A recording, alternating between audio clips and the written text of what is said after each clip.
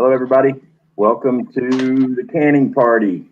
Hello. We've got pretty much the same panel as last week, except this week we're joined by a special guest. Everybody knows Alaska Prepper.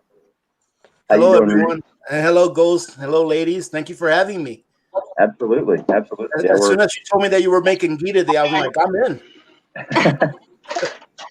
Yeah, I know. I watched a lot of your videos, and you got really excited on the ghee one. I watched it several times. So, and that's why I told the everybody on the panel and the people in the chat. The recipe I was going to do was your recipe because that's just, to me, it just seemed like the simplest one to follow. It was really pretty easy. Yes, it is. It's very easy. You just need a little bit of patience, is all. And after you had emailed me last, I told you that I've converted from pressure canning my ghee to not pressure canning it because I found that it lasts just as long. Yeah. And there's nothing wrong with doing it. And it's actually how it used to be done when it was first invented. I'm not sure if you know what the history of ghee is, but it was invented in India because they had very hot temperatures there, and they were looking for a fat source that they can actually keep in high temperatures that would not spoil. And I don't know how they invented ghee, but they did, and it worked for them. Isn't that weird how people invent stuff like that? I mean, where would you even get the idea? I mean, you're on a camel and you're riding through the desert, and you look at your buddy Ahmed, and you go, "Hey, you know what? I bet if we like boiled some butter like really really slow, and then it would like last forever." And he went, "That's a really good idea. Let's do that. Let's go milk a goat and start this thing." And I'm like, well, I'm just glad they invented it. yeah. I mean, it's crazy too. The price quickly the fats that come to the top spoil because India is really hot. So I imagine they figured it out real fast that that's what made butter go bad. Yeah, more than likely, yes. Emily, can you hear us? Okay, cool. That's Emily L. She's my channel manager, moderator. She's the boss. So I just kind of, he says, I figured if I'm having my back turned and I'll be at the stove for a little while, if there's any questions in the chat, she can kind of field them and yell them out loud so I can try to do two things at once. So, hey, I see some familiar faces out there in the chats. It's good to see everyone. Thank you very much. There's Lynn from Homestead Off. She's awesome. Yeah, thank you, ladies and gentlemen, for joining in today. Awesome. Yeah, I see several. I see quite a few new names that I haven't seen before, so I'm very positive they came over from AP. Yeah, Devils did. Thank you guys so much for coming over and joining us. Tonight, we are going to do our best not to burn butter on the stove. We're going to try to make some ghee using Alaska Prepper's recipe. And so if you guys are ready, we can get started. Yep, I'm going to move to the kitchen. Okay. Wait, Ghost, let me go ahead and pop in real quick. Yeah. The method in which I use to make my ghee, I don't want to claim ownership over that method. It's just a method that's been, that stood the test of time. Right. Yeah. That's the main reason I reached out to you is because I didn't want to make a video and have people think that, oh, this is the way I do it. No. Yeah. Absolutely. Whatever you can do to spread the word to someone else, I could care less, whether I said it or not, it doesn't matter. All that really matters is that we get people to try these things. I've often said that if you don't know how to do something, at least do it one time. And after that, if you don't want to do it again, that's fine. But if you ever find yourself in a position where you need to do it, then you at least have the confidence to do it, in a situation where maybe you may need to do it. So it's always good to try it at least one time, gain the confidence that you can do it right. That way, later on, if you have to rely on that skill, you know that you have it. Right. And I mean, a cool thing about when I got into the prepping and food preservation thing too is what it's a lot of work and it's intimidating to do it the first time, especially pressure canning.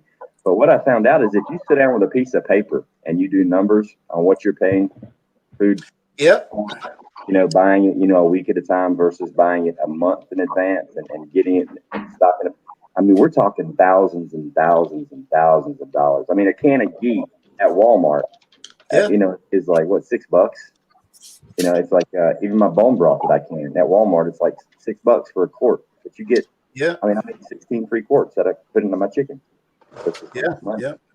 Yeah. I just came from Costco, and they have I think it's a 54-ounce jar of ghee over there for $25, and I mean 54 ounces is what, about 4.5 pounds. Yeah. So you can pick yourself up 4 pounds of butter for $9 at Costco, and all it requires is a little bit of your time and patience. And look at that, you're going to have a product that's more than likely better than what you would have paid 3 times more for. Mm-hmm. And I've often said that if you find something that makes sense to purchase, then buy it. Don't just pressure can to pressure can. For example, I love the beef in the can that Costco sells. Right. And for me, it makes sense to pick up some of those cans of beef because it's actually less expensive for me to buy it that way than it would be for me to buy the beef, cut it, put it in jars, and then go ahead and pressure can them. So if it makes sense to buy it, by all means, buy it. Oh, yeah. But most things, it makes sense to pressure can it yourself because you get to save money. It gives you the availability of being able to buy things on sale, put them in the freezer, and then once you have enough to make a batch, you can take it all out and then go ahead and do it instead of buying everything at full price in one shot. So that's another thing that's good about pressure canning yourself. Yeah, that's kind of what I do too. It's like when I go to the grocery store, I'll see the breast chicken on sale, and I'll get 2 or 3 packages, and I'll put them in the fridge or freezer, and I'll do it for the next week or so or 2 weeks until I get like 30 pounds of chicken. Then I make a big old chicken and chicken broth. That's the way to do it. Yep.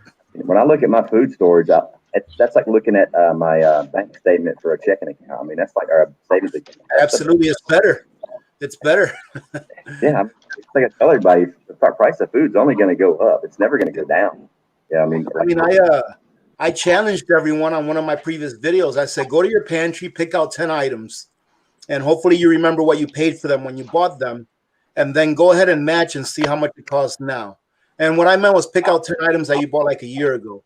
Right. Go ahead and match it to what it costs now, and you'll see that the returns that you get on those items that you purchased as far as nominal price goes is higher than what you would get probably in the stock market. Yeah, you're probably right. I mean, I know especially things, in this past year and a half, things like ground beef, I mean, went through the roof. Any kind of meat went through the price of meat. It's like, wow. And that's not even a huge, that's not the jump that I was expecting. I'm expecting worse, Oh, yeah, this is just the beginning. This is just the pregame right now that we're going through. So in my opinion, that is. In my opinion. I think you're right. It's almost like a warm up, to the big show. It's going to be something. Well, let's see here. I guess we can turn the heat to the butter. Ladies and gentlemen in the chat, I'm pretty confident Rudy doesn't mind yelling at y'all's questions or whatever. But I'm going to be using the way that he did it, his method. We're just basically going to be heating the butter, really slow, really low, melting it. And then once we get it melted, we're just going to keep it at a simmer, keep stirring it and moving it around. And then eventually, as you'll see the bubbles on the top almost not coagulate, but they'll almost start. It'll be the milk solids, and they'll eventually settle to the bottom. Correct? Am I right so far? You're right. And then once that starts to happen, you want to keep stirring it, but you don't want to scrape the bottom because then you're going to stir up. Then you got to start the process all over again. So you want to just keep moving. Once they start to settle out, you just want to keep stirring, but not hit the bottom until it pretty much it goes really clear, almost like opaque. It looks like almost like a watered down honey in a clear jar. That's what your pot reminded me of when we were stirring it. And so we're gonna get that. Are we all in agreement or not pressure canning? I put it on I don't think I want to. Yeah, you guys, we're not gonna pressure can. We're gonna do it the original way because Alaska here's Matt. You want to say it again for everybody in the chat, Rudy? Well, I found the very first batch of ghee that I processed was, I believe it was 2013, the very first batch. And I pressure canned that because I was just beginning and I really wanted to be extra safe. Now, I'm still using that batch. I think I have like 2 jars left of that batch that I first canned. Absolutely nothing wrong with it.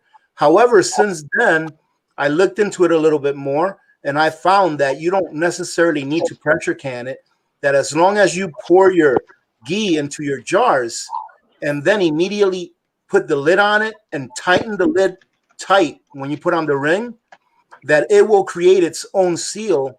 And since there is no bacteria or anything like that in your jars, then it should be fine.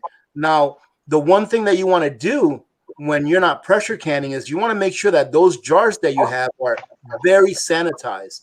So what I like to do is I like to just make sure to rinse them out with soap and water.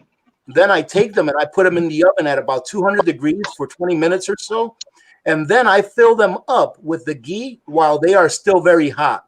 You don't really want to put a very hot liquid in a cold jar, because the possibility of it cracking, is the probability is very high that it will crack if you introduce a very hot liquid into a cold jar. So while the jars are still nice and hot out of the oven, you go ahead and put your ghee in there. Make sure that you clean off your rims, get your little bit of vinegar to make sure that it's squeaky clean. Put on your lid and your rings and tighten it tight.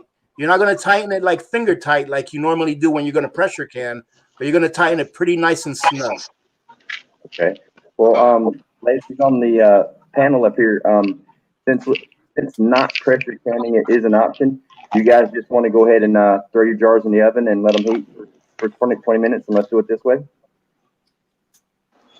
I already had mine in that. She's already ready.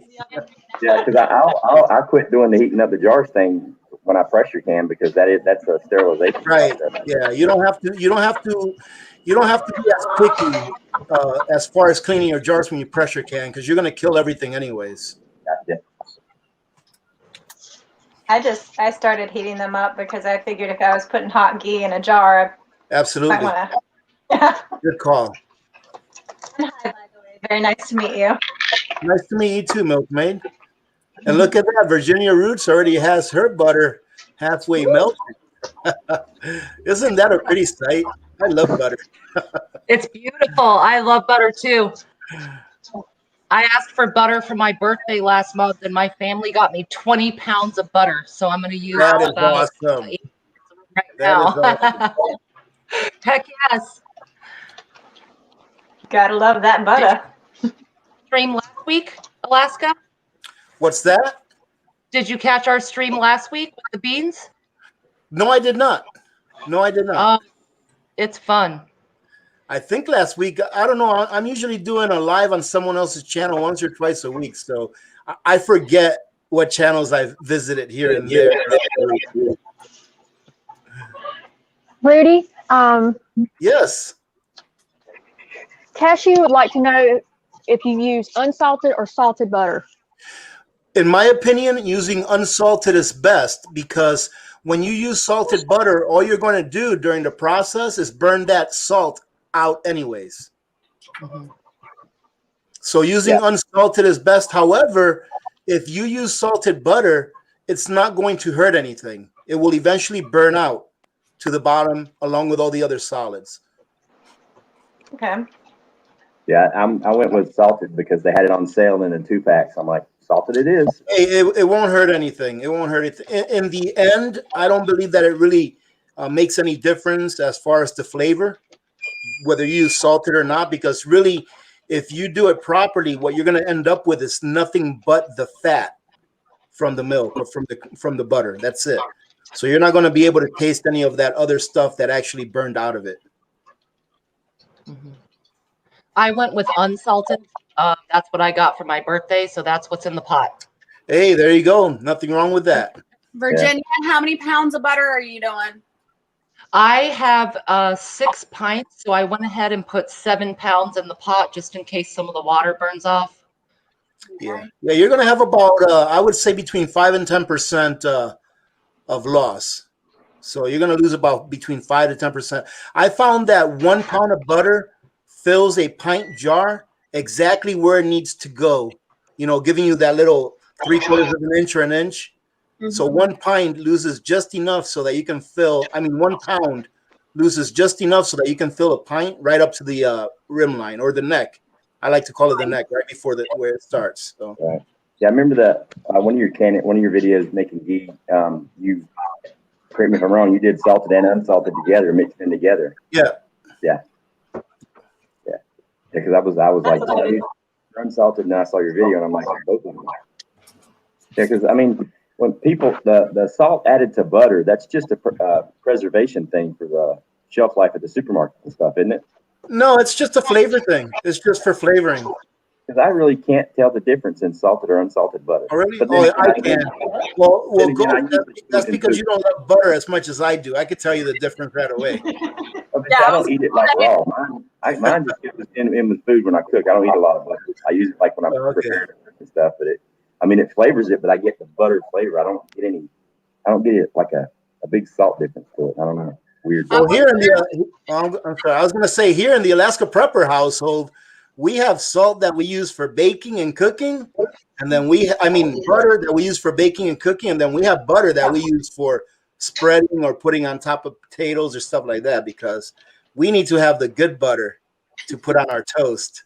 And do you guys have time for a funny story? Go ahead. We got all night. Okay, so you're gonna love this. It has to do with ghee, okay?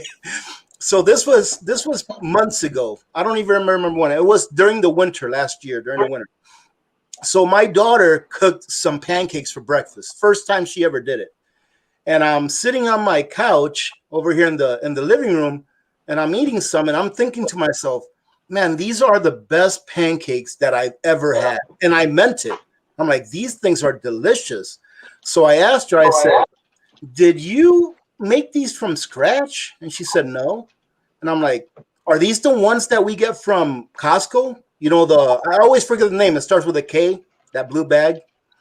And she said, yeah. And I'm like, did you do anything to it besides just take it out of the package and mix it up with water? And she says, I just followed the instructions. And I'm like, and I'm thinking to myself, man, I must be doing something wrong when I make them, because these are the best I've ever had.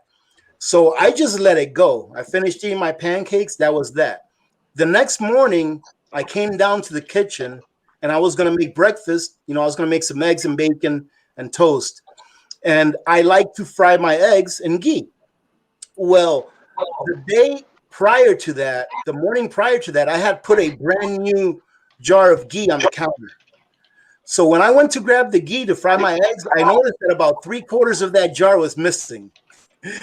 So I asked Little Miss Alaska Prepper, did you use ghee yesterday to make the pancakes? And she said, yeah. I'm like, did you use this much? She used like 3/4 of a jar of ghee. And that's why those darn pancakes were so delicious. I bet they were the best. They were so good. So tell me, you've adjusted your recipe on making pancakes, haven't you? You started to put a little bit more ghee in there. No, I just let her make them because it kills me to use that much ghee. She doesn't mind. That's a good idea. Right back. Okay, I have a question, Alaska Prepper. Now that all of my sticks are melted, should I just not stir this whatsoever at all? No, you want to stir it. You want to continue to stir it. And, okay. Normally what I do at this point is I bring the temperature up some and allow it to get to a simmer. And then once it gets to a simmer, then I lower the temperature enough to keep it at a simmer. That's normally what I do at this point. And you can continue to stir it until you see that the butter starts to get clarified a little bit. Normally, by the time that the butter, or right before the butter is starting to get really clarified, you'll see some foam on the top of your pot. And then the foam starts to actually dissolve into the butter, into the fat. Usually by that time is when you want to stop stirring it, because that means that most of the solids have already started to drop down to the bottom. So you want to allow them that time without stirring them to actually drop down to the bottom. And at this point, you really want to make sure that you don't have a real high temperature and that you just have a very light simmer, because if you have too high of a temperature, as those solids are dropping, they can burn a little bit, which, like I said before, it's nothing wrong with it. It'll just give your ghee a darker color and more of a nutty flavor the darker it gets. Roger that. Now that all the solids that form on the bottom at the end, a lot of people were saying the different things that they do with that, the different ways to use it in cooking. What do you do with it? Anything? Well, they go great with some mashed potatoes or They or would. potato. You can use them to just use them as a little bit of fat, or I mean, really, you can put them into whatever you want. I mean, they have a lot of concentrated flavor in there, so they go great. And I know that people are going to get on me for this, but I've been known to share some of that with my puppies as well, and they like it. They like it a lot. And when you said with mashed potatoes, I'm like, man, I was just thinking, I bet that would taste really, really good. Or like on like a baked potato with some sour cream. Oof. That's what I was thinking. Yep. The thing is, though, that if you make your ghee with the salted butter, it's going to be very salty. Okay, so just remember that it'll be very salty. The first time that I made ghee, I used salted butter, and I went ahead and took some of that and put it like on toast, and it was really salty. Because as you can imagine, most of the salt or all of the salt has dissolved down to the bottom. So you're gonna get that when you scrape it. That's a very good point. That'd be pretty intense. But you can also take some of that and mix it with a little bit of garlic powder and make yourself some garlic bread on pizza night or something, or spaghetti night. Oh, that's Oops. Let me take a look at who's in the chats over here. Hey, Gardner Josh, how you doing, brother? Good to see you, man. Tigger 454, how you doing, Tigger? Cashew. I'm not gonna do the same thing I do on my channel here, Ghost, because I know that a lot of people hate it. The first 5 minutes of every one of my live streams, what I'm doing is saying hello. I could just imagine being someone that's never been to my channel before, and they click on a live stream and they're like, "Is that all this guy does? All live stream long is say hello to people?" How many people are in this guy's chat? He's like, it's 17 minutes and he's still saying hello and good morning. Yeah. I love it, Rudy, because it makes people feel special. Like Well, you called out my name before, and I was like, "Oh, you saw my comment." Yes. And I've often said that I don't like to talk at people. I like to talk with people. So, like right now, I'm talking to you all, and it's like you are here. I want to talk to you like if you were here, right? So we can have a conversation, and so that people in general are not afraid of asking questions and exposing what they may think are some of their weaknesses, because that's what the chat section is for. It's so that we can, exchange information with each other and help each other out. So it's important to me that people feel welcome, into our community, and that they're not afraid of asking questions. And you could legitimately do a live stream once a week, and you could go online probably for an hour, and all you would have to do is say hello to people in the chat, and then just say, "All right, thanks for joining me." Like you could be a stream just saying hello to everybody. I wouldn't do that. I wouldn't do that. That'd be mean. And of course, have Victor pop by and say hi. Okay, I will. Victor's actually out right now. Oh yeah, he's working by now. He's starting to work here now. I like his new haircut. Well, some people love Victor and some people don't. You guys, Lady Hammer saying I'm here. I guess we adjusted the recipe. We didn't really adjust the recipe. We're just not canning it. It's like a non-canning video. Yeah. I mean, and it'll be fine. It'll be fine. Don't be afraid of it. Yeah, don't be afraid of it. I actually have the last batch of ghee that I processed without pressure canning it. It's in my pantry. I actually just gave away a pint to my old boss's wife a few days ago, and it's perfect. Yeah, absolutely nothing wrong with it. And it's been at least a good 6 months. Yeah, when you told me that, I did a little bit more research, and there are more people out there that do ghee that don't pressure can it. Yeah. Than do. Yes. We're still canning it. We're just not canning it under pressure. Right. Well, see, I before, like I keep a jar like right by the stove. Yep, I do too. But I had never pressure canned it, and I was intrigued. That's fine, yeah. Maybe it keeps longer, but I'm fine with skipping a pressure canning step. Yeah. It's not a necessary step, I found, and you have to think about keeping your ghee right next to the stove and it doesn't go bad. Just think about this: if you take olive oil or corn oil, whatever oil you use, And I usually keep a bottle of it right next to my stove. You know, I have an oil bottle that I put oil in, and that's what I use until it goes empty, and then I refill it. That oil doesn't go bad, so there's no reason why your ghee would as well. Right. I try not to re-dip the spoons. I know you can introduce bacteria That's a that way. great point. Great point. Never, ever double dip into your ghee jar. And whenever you do get ghee out of there, make sure that the utensil that you're using is very clean. You don't want to really introduce any bacteria in there, because if you introduce bacteria in there after you've opened it, you have to remember that you're allowing fresh air to get in there, and whatever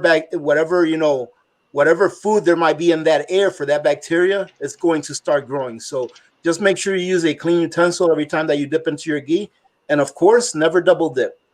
Unless you're dipping cheese sticks into marinara sauce, that is. And then that's your business, whether you do or don't. Alaska Pepper, you said 20 minutes after it comes to simmer, right? I'm sorry, what did you say? 20 minutes after it comes to a simmer? Well, you don't have to worry about time.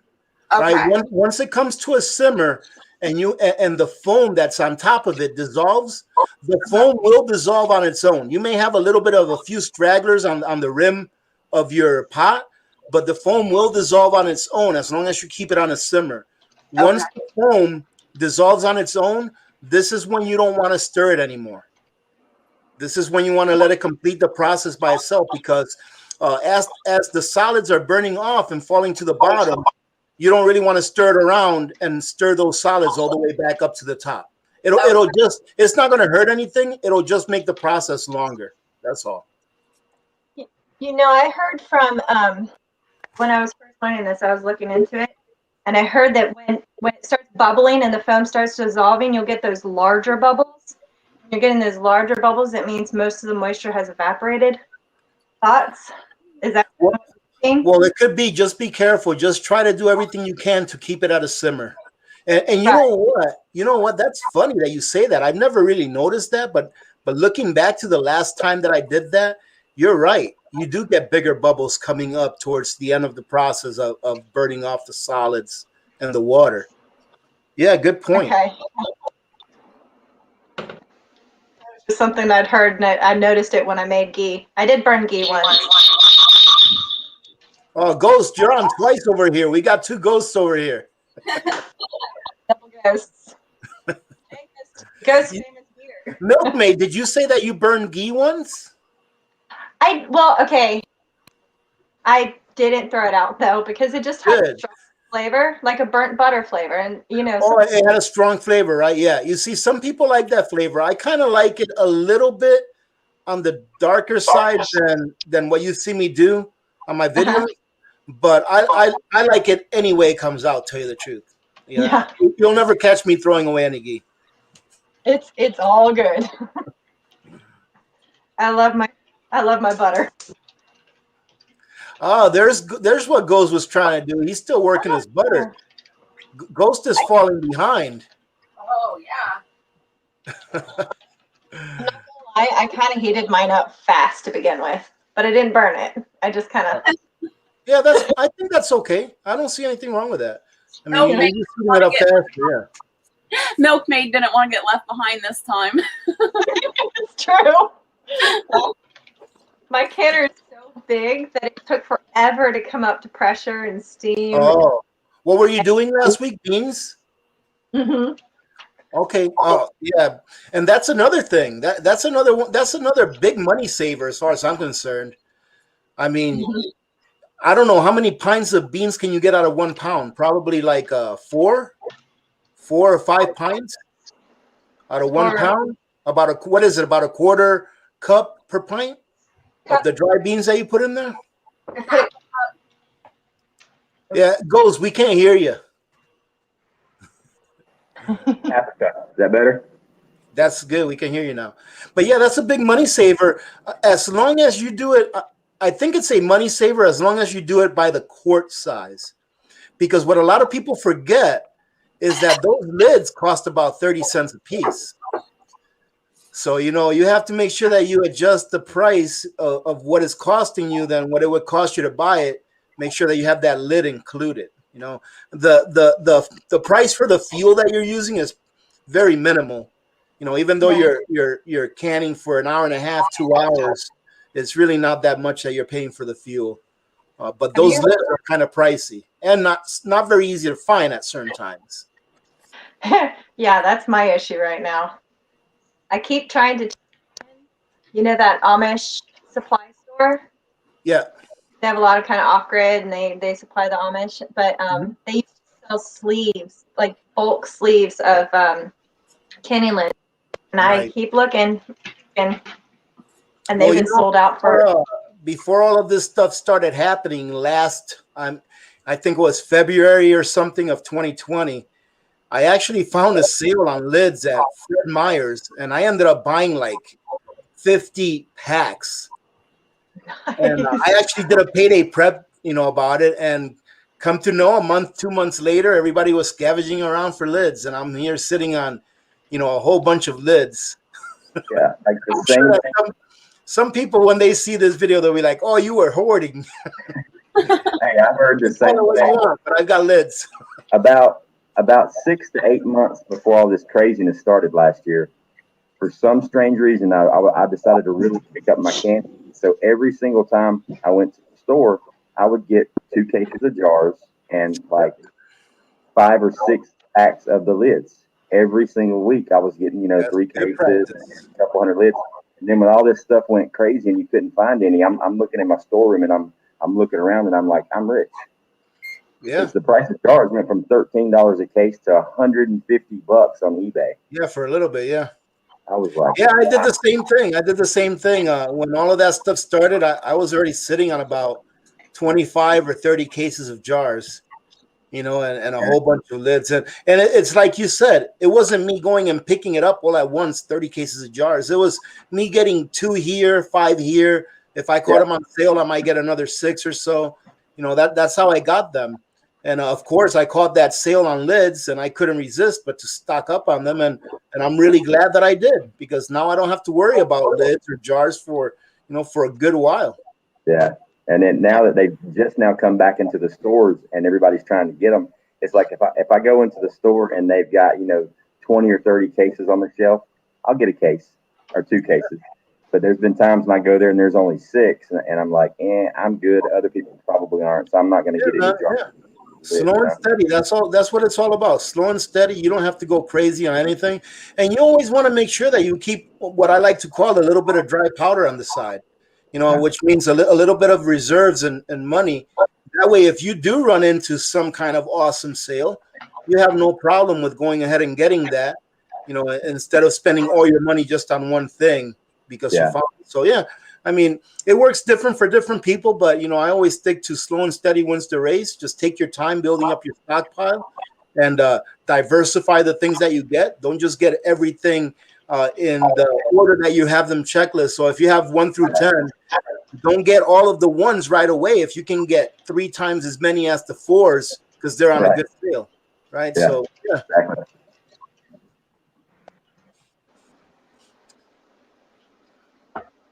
Oh, that is looking really nice. Isn't it beautiful? It is. That's looking really good. So last week when we did the beans, I come prepared, had all my stuff done. I was ahead of the ladies and had to wait. So this week I'm like, well, I'll just start cold like they do, and that way we'll all start from nothing. Now I show up and I look like the kid that's late for class. Well, it looks like they had a head start on you, Ghost. I know, right? Yep. Well, it didn't help that I spent the first 15 minutes of this live stream talking and forgot to turn the stove on. That's probably that ghee, Virginia's ghee is looking nice. Look at that. You should have seen her last week. There you go.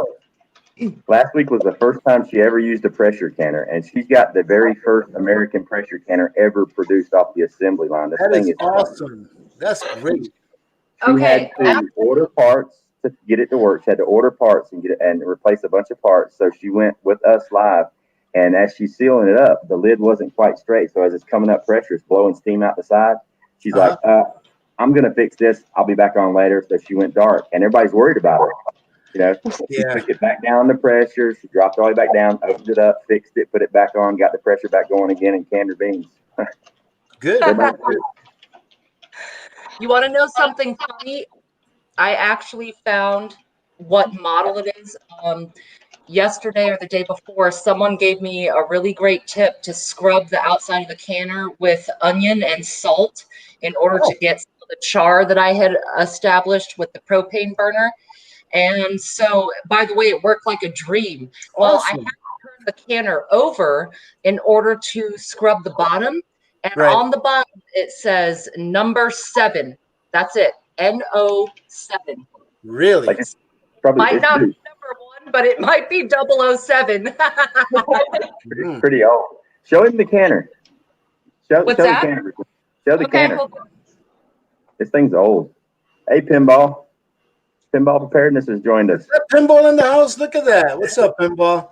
Aw. Hey, Teresa's in the house, and Emily. JT made it. Ah, good to see you. Who else is here? Hawkeye is in the house as well. How you doing, Hawkeye?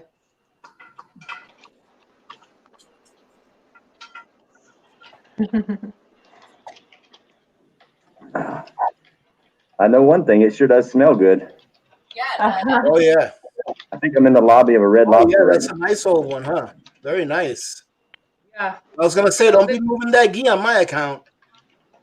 it's very old. I had to replace the gauge, The gauge. the petcock, and I bought the weight. Yeah. And if you look at the bottom, I don't know if you'll be able to see, probably not. I can't get it closer with the ghee in the way, but it says number 7 on the bottom. Well, you ought to call the company and ask them what that means. Oh, I think I was able to see it when you pulled back there. Oh, yeah. I see the words now. Yeah, number 7. Boom. Okay, there you go. Yeah. 15 and a half. Yeah.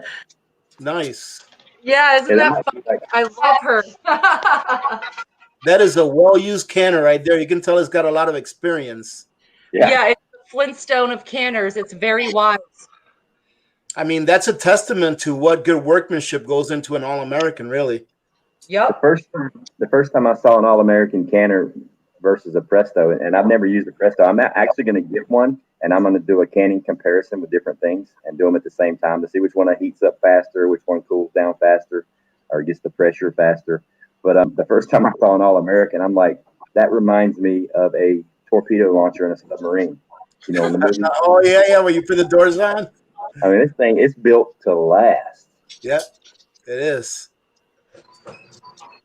And then when I picked it up the first time, I mean, it's literally almost a two-handed job. Those things are no joke.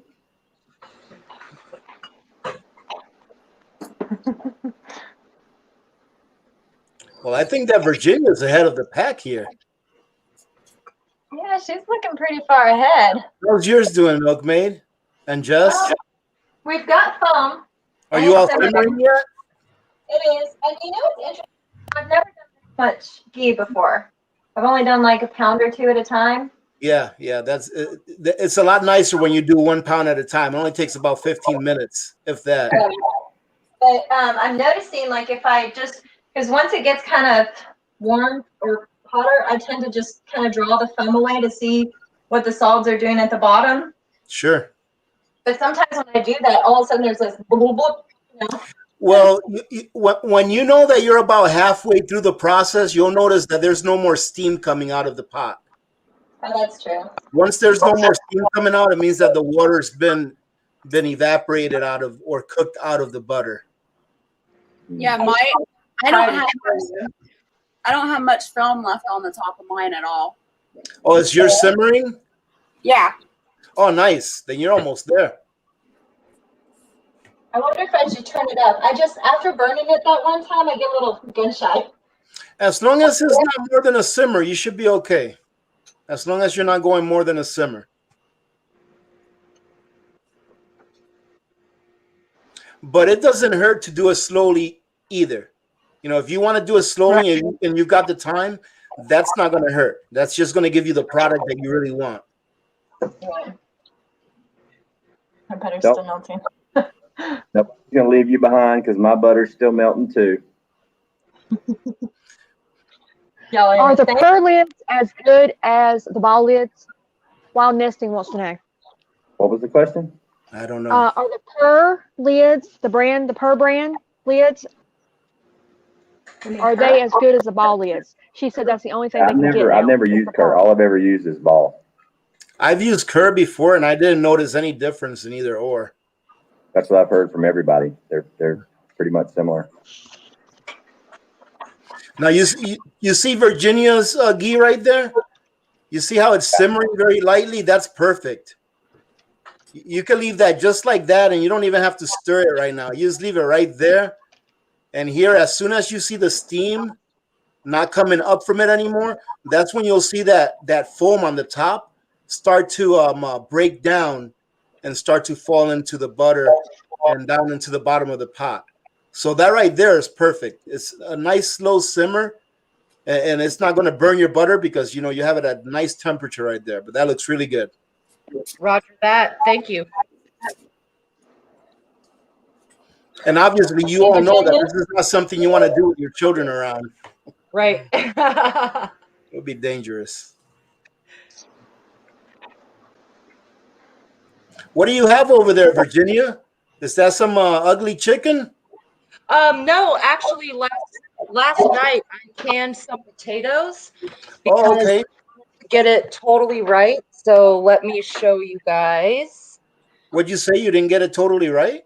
Well, when we did the canning party last Saturday, it was a nail biter, so I've been practicing. The next day I did more beans, and last night I did some potatoes just for fun.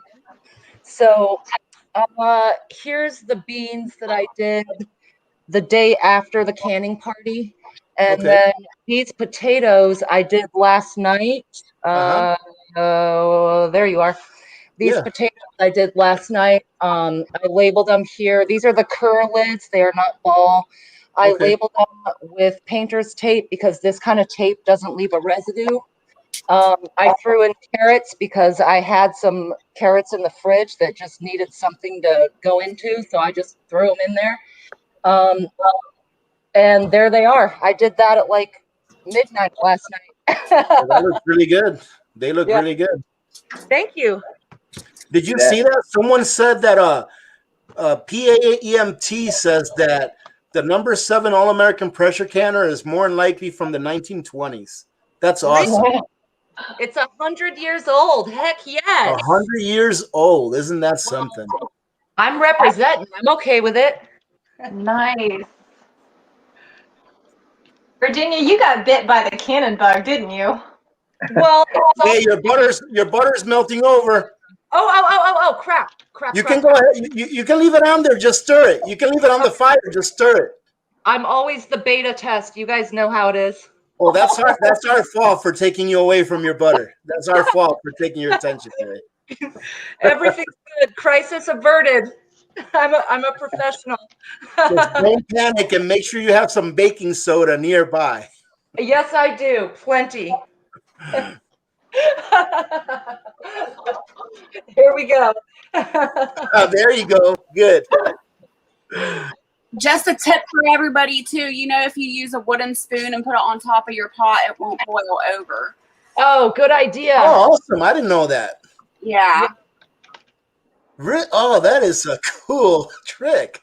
Yes. Yeah, I do that with anything. Yeah, and it works. Now, unless you have it like set on super high and you're just a maniac, it will eventually. Oh, no, yeah, absolutely. That's dangerous. Yeah. Yeah. If you don't mind it, it really could be a dangerous thing because you get that butter over that pot and it hits the flame. It could just be a bad day for someone if they don't keep their eyes on it.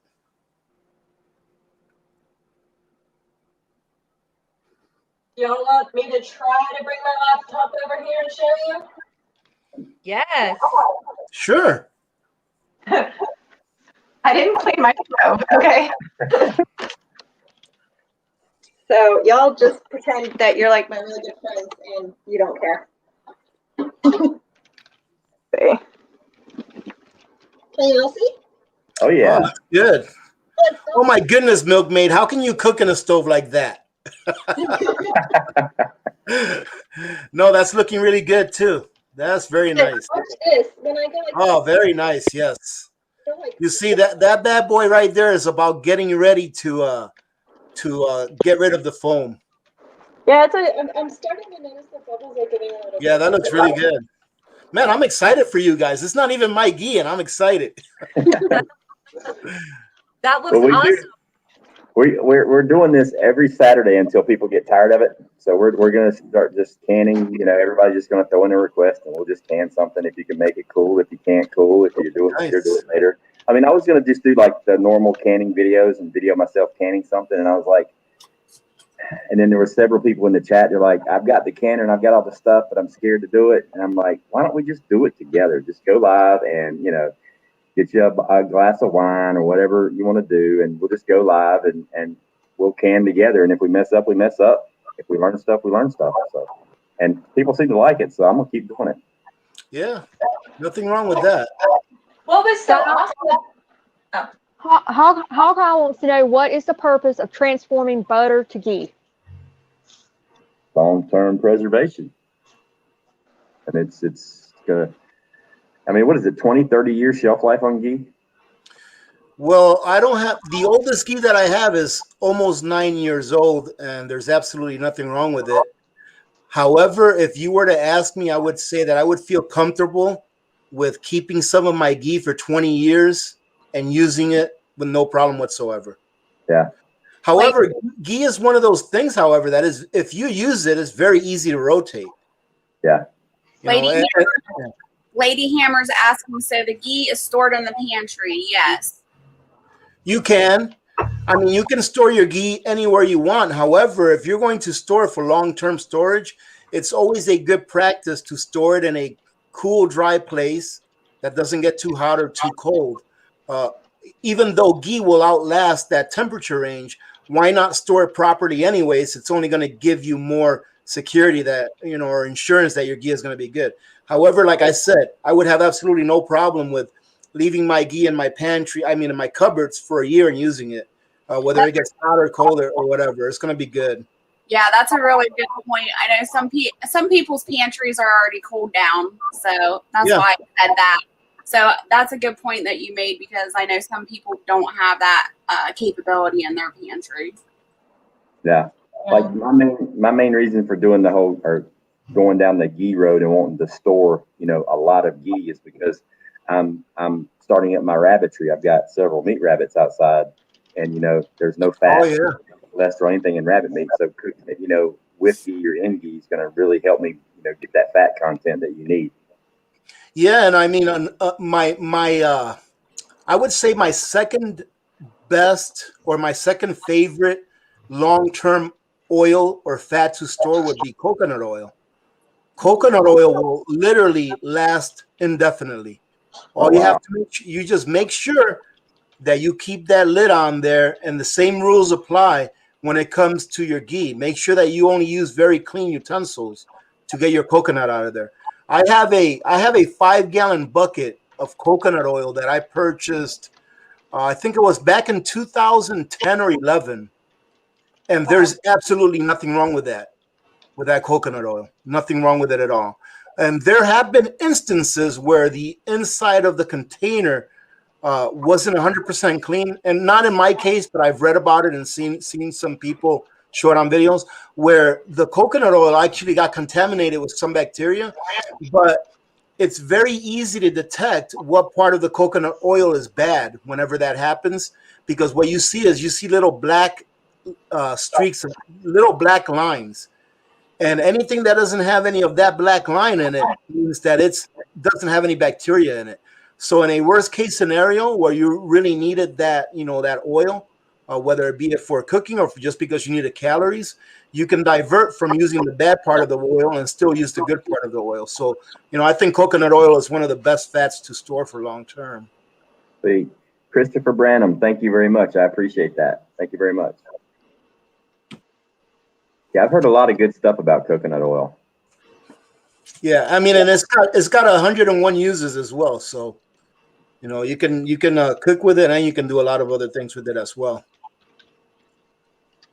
The fats I generally tend to keep are coconut oil, ghee, lard, and avocado oil. Yes, that's what I do too. You see, I use this. I use the regular oils that I use for cooking, anyways, which it falls in line with the same things that pretty much anyone uses. I like olive oil. I like neutral tasting oils. You know, I like what people like to call the poison canola oil. You know, I use some of those things. I use the stuff that I regularly use on an everyday basis. However, I rotate through them, but I make sure that for long-term storage, that I always have a good supply of coconut oil and ghee, of course, because I know that those fats will outlast the regular oils that I use on an everyday basis, anyways.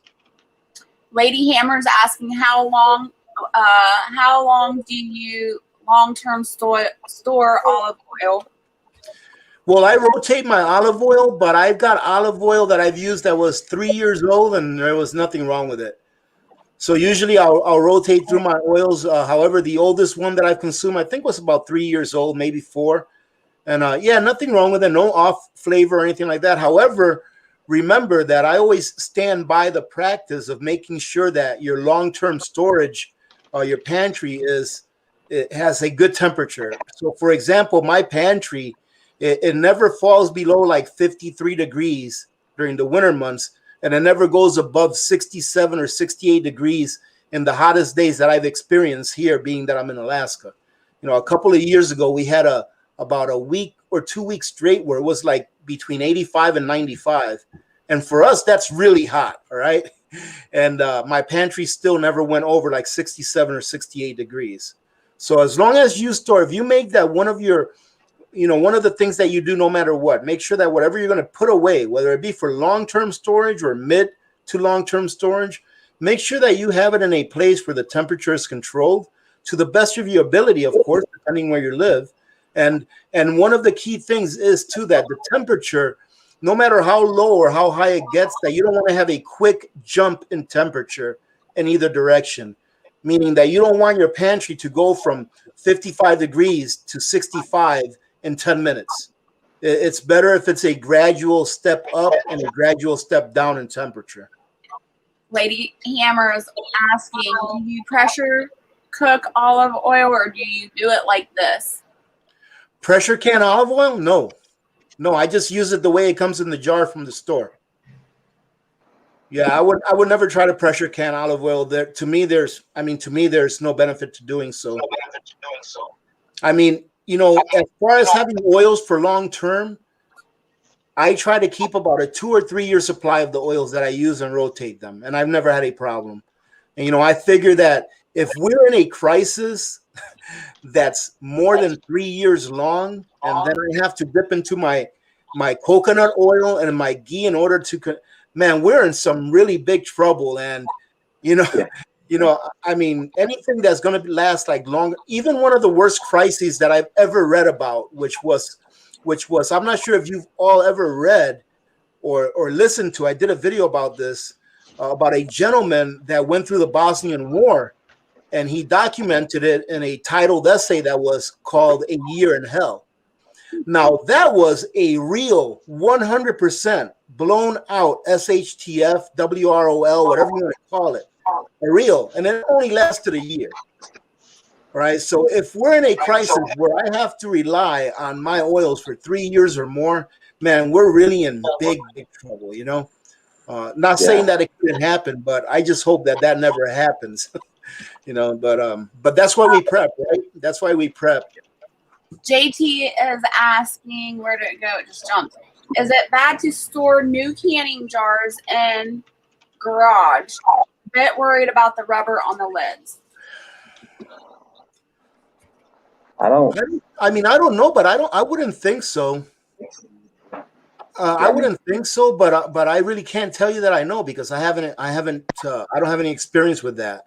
I do have my canning jars right now outside. The ones that I bought last year, they've been in outside temperatures, but like I said, here it's 57 degrees right now. It's the second to last day of May, so it's not like they're gonna get very hot like they would in other climates, like in Florida where JT is from. Yeah, like I lived in Florida up until November this past year, and I relocated to North Carolina. And you know, in Florida, I was lucky because I had a spare bedroom. So I just blacked out the curtains. I blacked out the room. I made sure that the AC was pumping in there, and I kept the room, at a comfortable 76, which is what we kept it on the house. But I was able to store everything inside, climate controlled. And then I found this house with a basement, so that problem that solved. Oh goodness, that's awesome. Yeah, I got That's a basement. all your problems right there. What does it stay down there? About 60, 59 degrees? I moved here in November, so through the winter, I was down there building my rabbit cages, and it was like 22, 28 degrees outside, but I was wearing shorts and a t-shirt in my basement all night long. It stays about 64, between 64 and like 68 year round. That's perfect. Yeah. That is excellent. Yeah, I got lucky with that. Plus, I got a huge root cellar. So nice. So jealous. Me too. I was just thinking the same thing. I'm jealous, man.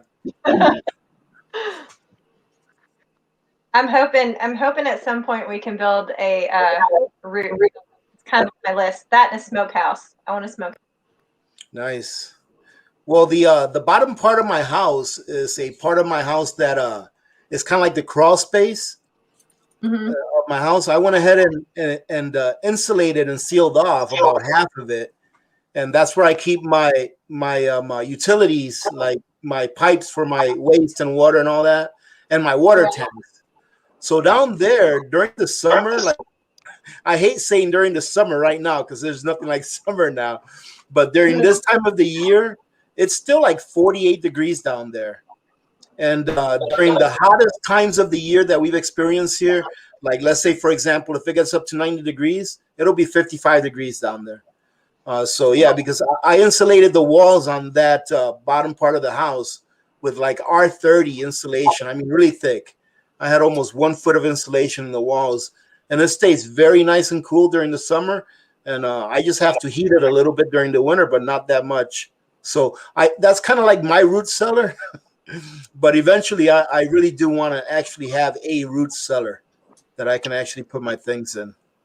I was gonna say my grandparents, they lived in the same house since way before I was born, right? And they built an addition onto their house, and they'd had a basement. Well, when they built the addition, they made a way for them to go from the basement to underneath the addition, and they used to keep their apples from their apple tree under there as their kind of root cellar. I remember when we were kids, like crawling under there, putting the bags in there and stuff. Oh, EMT's got a good point for that lid. Said you could always just take the lids off and bring them inside because they don't take up much space. I mean, you could store thousands and thousands of lids in the closet on the shelf. And because the rings and the jars would hurt, but just if you're worried about the rubber on the lids, that's a pretty good idea. But I mean, if you think about it, Ghee is looking good. Yeah, it is. Nice. How many pounds are you doing, Virginia? I put 6.5 pounds in this container because I knew I was going to try and do 6 pints. I might have actually put in 7. I watched Alaska Prepper's Ghee video this morning, and he had put all the sticks standing up, kind of like Stonehenge in the pot. So this is a 6-quart pot, and I stood them all up like Stonehenge, and then I stacked a few on the top, and it took roughly 5 3/4, 6 3/4 pounds. So I figured with the water boil off and the steam and whatever settles to the bottom, I'm hoping that 6 jars will be done with roughly 7 pounds. I was also going to ask Alaska Prepper the best temperature at which to store ghee, being that it's a pure fat, because oils can go rancid. Is there a really ideal temperature to store this? Well, ghee is not an oil; it's a fat. Okay. So like I said, I would use the same practice with storing ghee that I use with storing anything else. Keep it in a temperature controlled room between 55 or so and 70 degrees. However, as I've stated before, I've left ghee out. I actually have ghee out on my counter now. That's been there for a couple of months. You have to understand, little Miss Alaska Prepper's in Michigan with her mom for the last couple months. So we haven't gone through as much ghee as we do when she's here. Right. So, I've got ghee that's sitting right next to my stove, just like Milkmaid does, and absolutely nothing wrong with it. I could let it sit there for 6 months and I'd be fine with consuming it because it's not going to go bad. I mean, ghee is almost like the perfect fat for storing long term. It's starting to smell like popcorn butter in here. Oh, that looks good. You should get some popcorn out. You're eating some popcorn while your ghee is making it. That's like the perfect place setting. You've got a jar of ghee and a jar of bacon grease sitting right beside the stove. Does it get any better? There you go.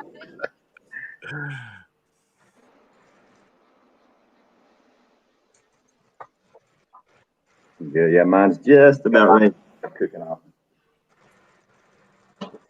Sorry, y'all. My internet is so bad. Oh, really? We can see you just fine. Milkmaid, how many yeah, pounds are you doing? Sorry. 7. She said 7. Yeah. Lucky number 7. There you go. Well, I figured because we were going to can 7 pints in the bottom. Oh, there you go. Yeah, So- yeah. Just made sense to do 7. Yeah, that makes sense. I had to go to. Yeah. Oh, look at Ghost. Hey, Ghost Emily is L. coming up now. Ooh, cool. Look at Ghost. Yeah, Yes. that's looking good right there, Ghost. Let me see it. Now, Alaskan Prepper, I watched a couple of your videos about ghee, and one of them you skimmed off the film, and the other one you didn't. I think the one that I probably skimmed off some of the film was my first one. The Yeah. one where I had a whole bunch. Yeah. Yeah. Yeah, I was not as informed during that one than I was when I did the second one. Oh no, it looks like we lost her. She'll be back. Here she comes. At least I'm not the only one dropping off. Hey, that's what it's all about. It's all about learning, I've always said that one of the best ways to learn is through your failures, and a failure is really not a failure if you took the time to learn from it. That's right. Thank you so much. Hey, Thank you so much. G2, how you doing, G2? Thank you, G. I appreciate that. I missed your answer, so you don't skim it anymore. Okay, so yes, that was the first time that I ever showed it, and looking back now, I used salted butter for that. So I wasn't really losing anything by skimming it because less solids to have to get burned off, but you don't have to skim it. Okay. You don't have to skim it. You can just let it go down. Towards the very end, when you're just about done, there may be a little ring of foam around the edge of the pot. And if you like, you can skim that off. Okay. However, to tell you the truth, if a little bit of that foam gets in your jar, it's not going to do anything. There's nothing wrong with it. I've had that happen to me. I've never had a problem with it. Now, for long-term storage, do you advise running it through a cheesecloth, or do you just pour it in the jars and let it rock and roll? Well, what I did was when I did mine, I mean, you can run it through a cheesecloth. Nothing wrong with that. When I did mine, I didn't run it through a cheesecloth. I just put it in there. I was just careful, and I kept the last little bit of ghee that was in the bottom, to put in a bowl that I ended up using, and not processing or putting in a jar. So yeah, I mean, you can do that. You can definitely run it through a cheesecloth or run it through one of those real fine strainers. Nothing wrong with that at all. And to tell you the truth, this is my opinion. Even if some solids get in there, it's not going to kill anything. It's not going to hurt anything. If some of the burnt off solids get in there, because you have to understand, this has been cooking, or this has been boiling at 212 degrees. Right now, if you look at Virginia's, hers been simmering for the last 45 minutes, 40 minutes. So if there's a little solid or two that gets to the bottom of your jar, I don't consider that being a big deal or something to worry about. I saw one person like really freaking out about it, like very ladling it in, and you couldn't like make the milk solids shuffle, and I kind of thought that was a little bit overkill, so I just ran through like this. Yep, that's exactly what I have too. I have one of those strainers. And it's pretty fine. Yeah, yeah. So, The ones that I have is actually a set of 3 that one of my community members sent me, and I use it for straining my French coffee, my French press coffee. Because whenever you do French press, you know that little bubbles on top and that stuff. I kind of like don't like that, and so I strain my coffee through there. That's what I mainly use it for. But yeah, that'll work. That'll definitely work. are you a coffee connoisseur? Oh, I'm a coffee addict. Absolutely. Yeah. I'm a 2 cup a day. You know, on good days. On bad days, it might be more, but at least 2 cups a day over here. Yeah. We were actually considering for our, we do love our coffee, but it doesn't its freshness for a very long time. So we were thinking of getting some of those green coffee beans Mm-hmm. and learning how to roast them. Well, to tell you the truth, you know, I've had really good luck with vacuum sealed coffee. You know, the ones that come in the bricks. Mm-hmm. I've had some of those for a long time, and I've never had one that was bad. Now, I do remember a long time ago, I'm thinking it's about 2 years ago, that I opened up some coffee cans that were like 3, 4 years old. Every single one of them was bad. I mean, they were all rancid. But that was a good learning experience because I found that the ones that come in the vacuum sealed squares, man, I've had very good luck with every single one. I've never had one that I opened up that was not good and didn't taste good. And then another thing that you can do for long-term storage for coffee would be, you know, freeze-dried or powder-dry coffee. I prefer more powder-dry coffee. I think it has better flavor. But powder-dried or freeze-dried coffee will last indefinitely. You don't ever have to worry about it going bad. It will last pretty much forever. Okay. Yeah, I'll have to look into those because we were trying to figure out a way to do that. He loves his hazelnut. Oh, really? Oh, good.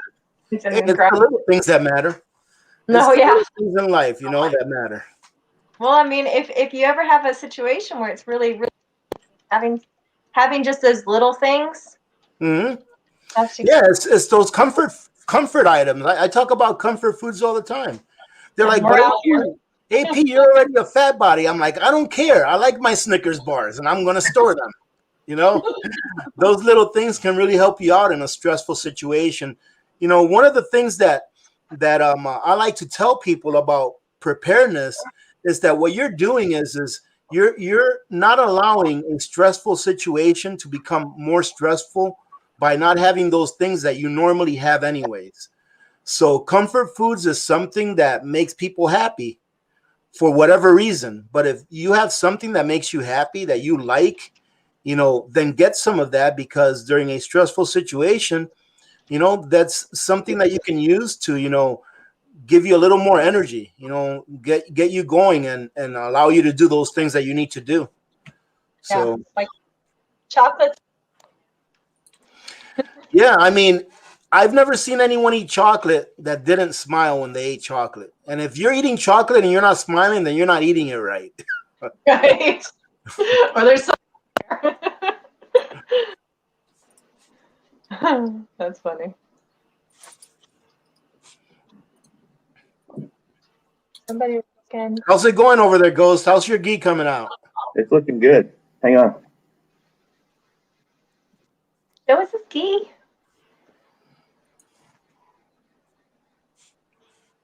Oh, look at that. Yeah, it is looking pretty good. Nice. Melted and nice and foamy. You know what? Let me go ahead and confess real quick, Ghost. All right, I'm going to confess to you. You know, when you told me that we were going to be doing a live stream today, making ghee, I was like, are you kidding me? We're going to be looking at ghee for 2 hours?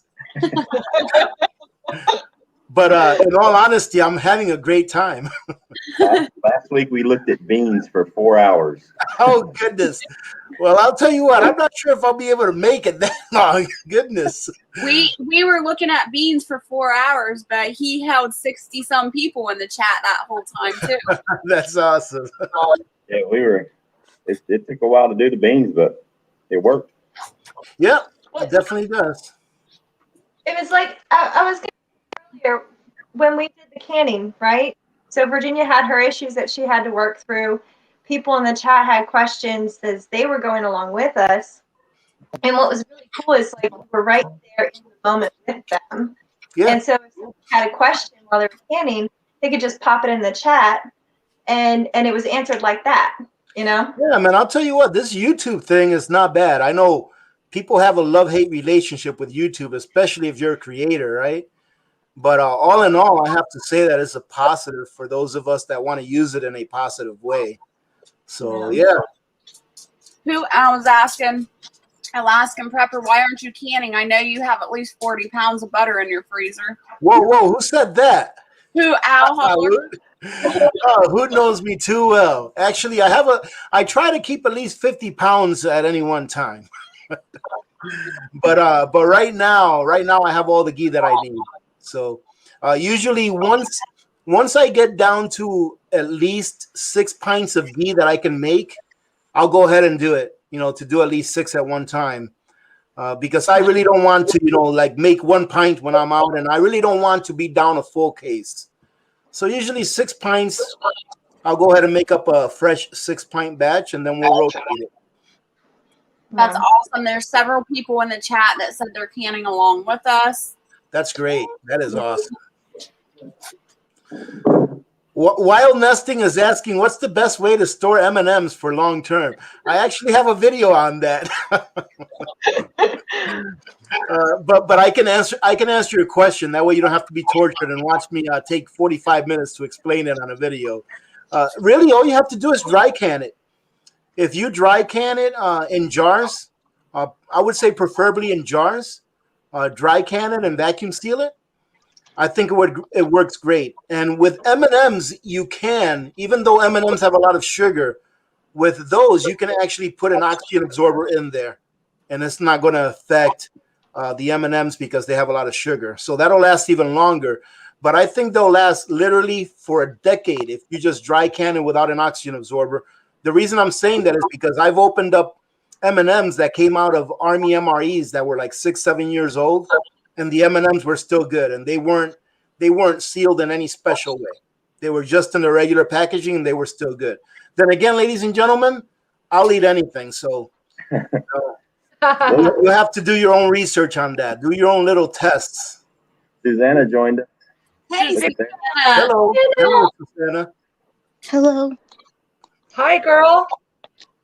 I just want to say that everything that could possibly go wrong went wrong. I couldn't set up my tripod. My camera wouldn't work. I was behind. That's a picture of what it looks like right now.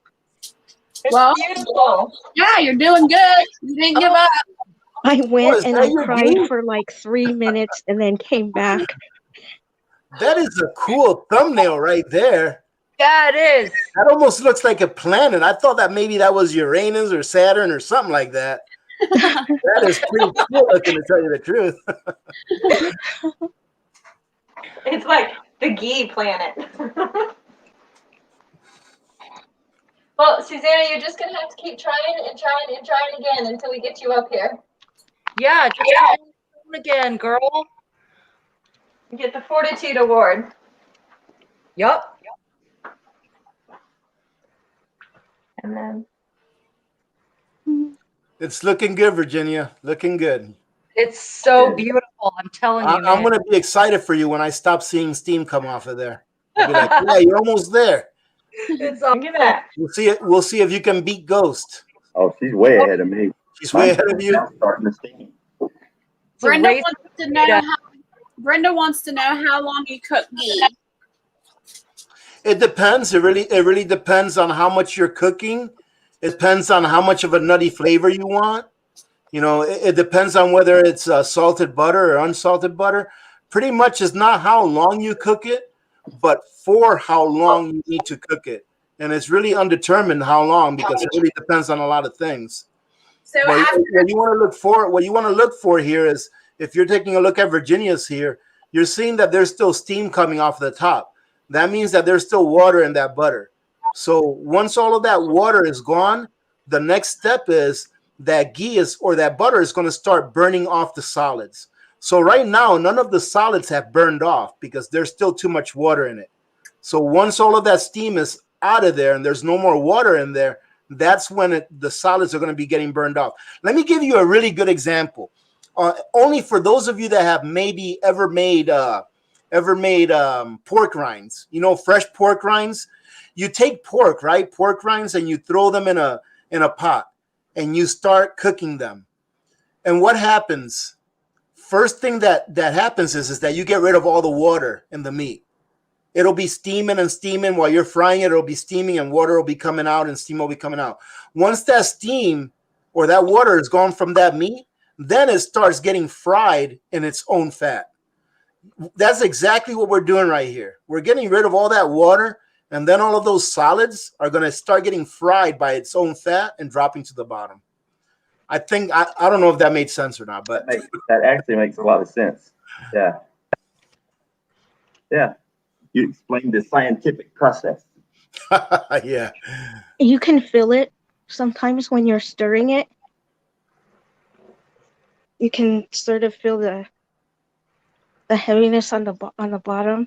Yeah, on the bottom, yeah, and that's the thing. You want to make sure that you stop stirring it once your solids start to burn off, because once your solids are burnt off, then you want them to fall to the bottom, and the more you stir it, the more that you can stir them up to the top, which it really isn't going to hurt anything, but it'll just make the process a little bit quicker. Rudy, Mad Shad would like to know what the cholesterol level is in ghee. I have no idea.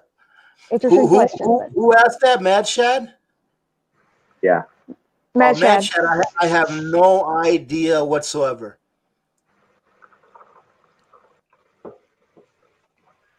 You know what, though? You know, I don't like to leave people without an answer. I have no idea. However, I would imagine that it would be very similar to the cholesterol level in the butter that you're using, because it only makes sense, because you're not getting rid of the cholesterol in that product just because the water is being evaporated out and the solids are being dropped down to the bottom. So I would imagine that the cholesterol level in ghee would be very similar to the cholesterol levels that you have in the butter that you used to process that ghee. I hope that helps, Mad Shad. Hey, Redneck Prepper. Hi, Redneck. Sorry, I wanted to make sure I said hi to him. What are you guys thinking about we do next week? I know y'all been thinking. Hey, the Redneck Prepper is in the house. Be charming. Good to see you all. Did you say what do we want to can next week? Yeah, I'm sure one of you got a crazy idea going on. We should make like a meal. A meal? Or should we start? Like chili or beef stew or spaghetti or soup? Something like that. Some ready to eat meal. What do you think? Yeah, I got a lot of those downstairs. Oh, I won't be here next week. Oh. Well, My daughter graduates AIT. I'm going to go see her. Oh, congratulations. Oh, awesome. Where at? Huachuca. Ah, Arizona. Fort Huachuca. Yeah. Yeah. What's her MOS? Or what's her job? Foxtrot. What's that? 35 Foxtrot. She's What an is that? So she's communications? I don't remember what 35s are. Is that common? Intel. Intelligence analyst. Yeah. Okay, cool. Yeah, that was my first MOS back when it was 05 Kilo, was Intel analyst, and then I switched to 11 Bravo right before basic training and decided to be infantry. Yeah. Awesome. That was a mistake. I should have went the other direction. Where were you stationed? Fort Drum, New York, 10th Mountain Division. Oh, 10th Mountain. Goodness gracious, bless you. Yeah, I was one of the inaugurals back in '89. 10th Mountain, man. They're one of the most deployed units there is. Yeah. Those guys had it really rough in Afghanistan when I went there. Yeah, it's a tough duty station. It is. I loved it though. I loved it. Definitely. Yeah. Does your daughter know where she's going to be stationed, Milkmaid? She's going to Bragg. So right, airborne. That was my first duty station, Fort Bragg. Yeah. Yeah. I'm excited to be closer to me because the other option. Is she gonna get her jump wings? Yep. Nice. Yep. She's gonna be attached to Airborne. So Yeah, she'll be over at Benning for a little bit. Yeah. Yeah, I'm only 45 minutes from Bragg. Yeah. Yeah. Well, when I come visit her, we'll have to come see you. Absolutely. That's awesome. Yeah, I spent a lot of time at Fort Bragg. When I wasn't at Fort Drum, we were at Fort Bragg. Yeah. Yep. Yeah, she's really excited. She'll be excited. Yep, that's good. Once she gets her to her duty station, you know, it'll take her a little while to get settled in, and then it'll just become part of regular everyday life. Yeah. Is she going to airborne school before she goes to Bragg, or she's going to go after she gets her unit? I'm not certain. Things are a little crazy right now. So like she was supposed to go there next week, and now she's in holding. So okay. And she had the option, actually. Well, not an option. She either was going to go to Bragg, Italy, or Alaska. But I was kind of hoping for closer to me. Oh, good.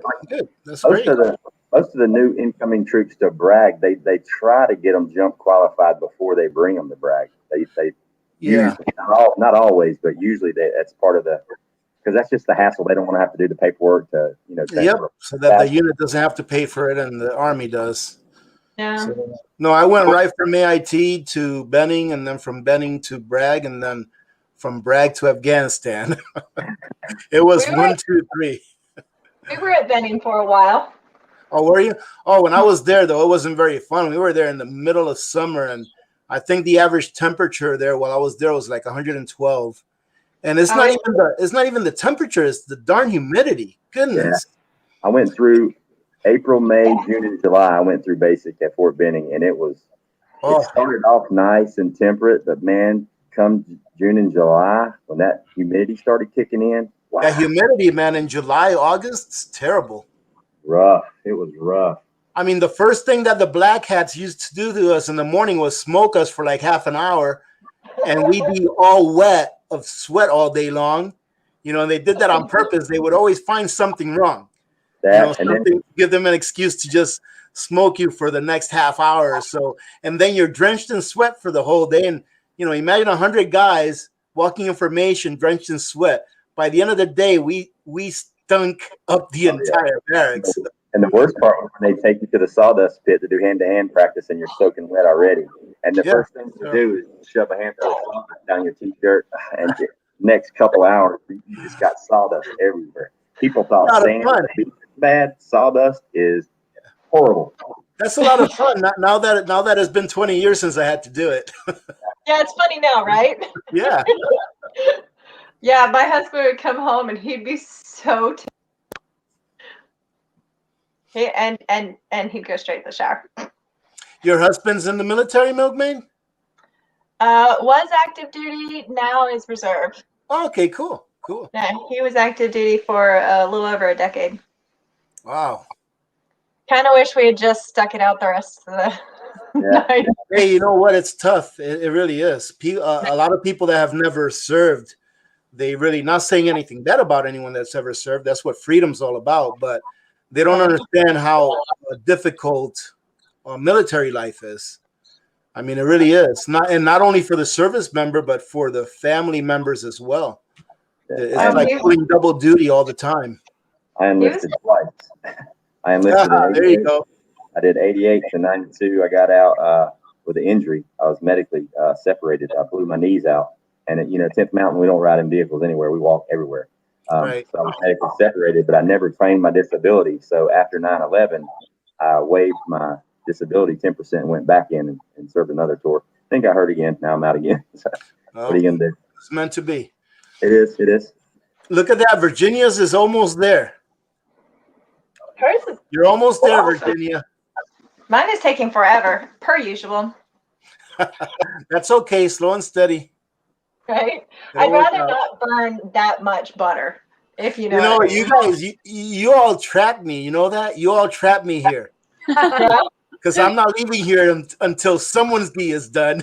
I have to see how it comes out. Milkmaid,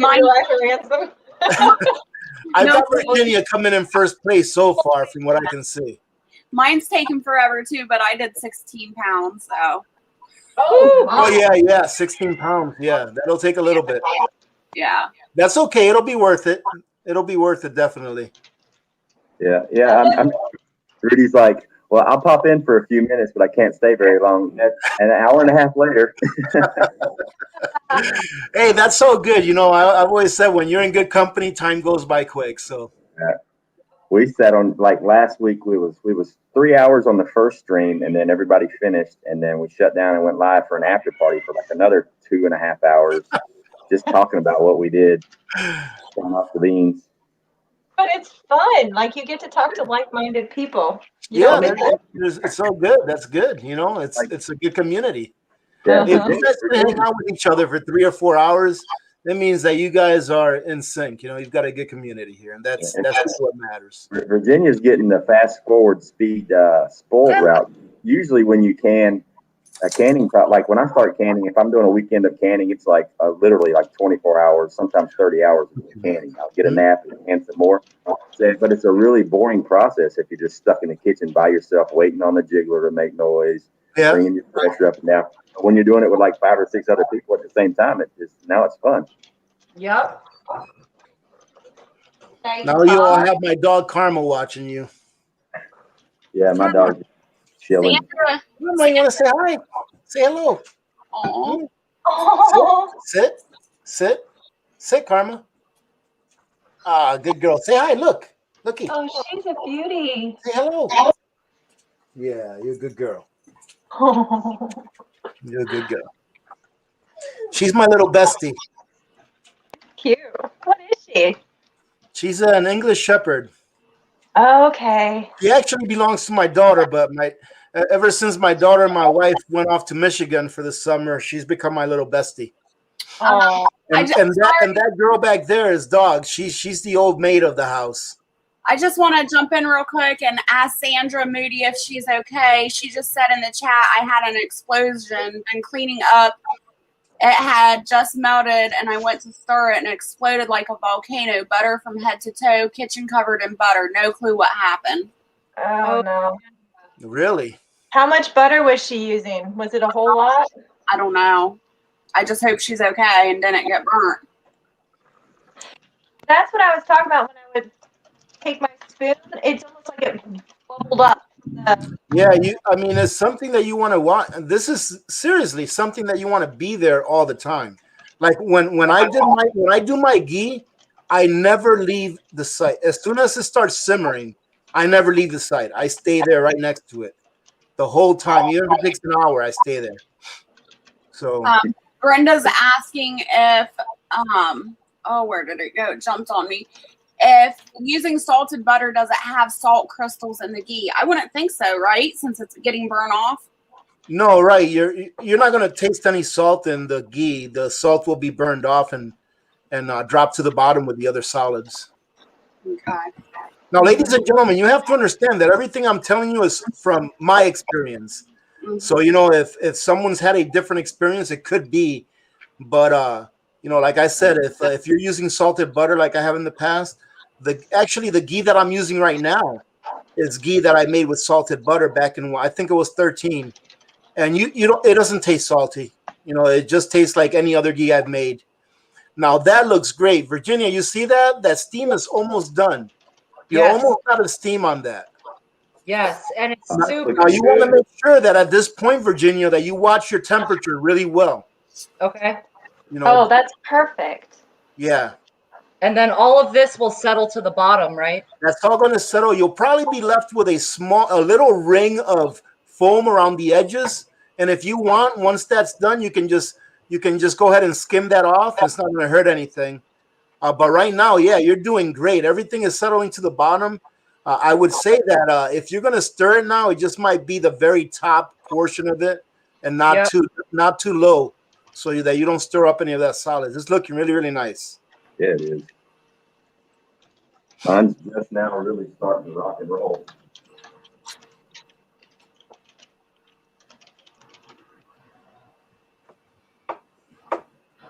Sandra says she's okay, but she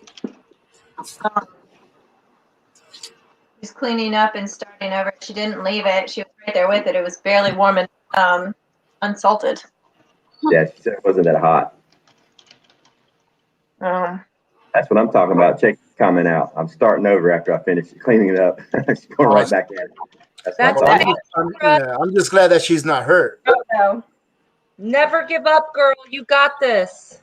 Yeah, look at Virginia. She pulled her canner into behind the wall at Pit Road, pulled the engine out, rebuilt it, put it back together, and canned beans. That's right. Oh my goodness, Virginia! I think you're just about done. Okay. Yeah. See how big the bubbles are. Virginia, is there still steam coming off of yours? A little bit. I can see just a bit, not very much, a tiny bit. I am. If I were you, I think I would lower the temperature on that just a little bit. Okay. Unless if you want a nuttier flavor, you can leave the temperature up, but I would lower it just a little bit, because as soon as you don't see any more steam, I would say by looking at it that you're ready to jar it. Okay. So I'm going to turn this off and I'm going to go ahead and start jarring it right now. Yes, and make sure that you're very careful when you do that, by the way, because obviously that's extremely hot. And your jars are in the oven right now? Yep. Outstanding. Okay, y'all got to see Buddy. He hadn't made his entrance yet. Where is Buddy? Oh, that's a big old guy, isn't he? Oh. Is that a Great Dane? What kind of dog is that? Yellow Lab. Yellow Lab, okay. Boy, He's a good-looking guy. He looks like he's got a good demeanor. It's time for his treat. Watch this. Now. Okay. You guys see him? Yep. Yeah.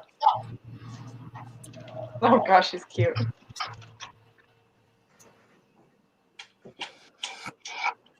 Wait till you see what his treat is, Rudy. I hope you don't throw my cat or something.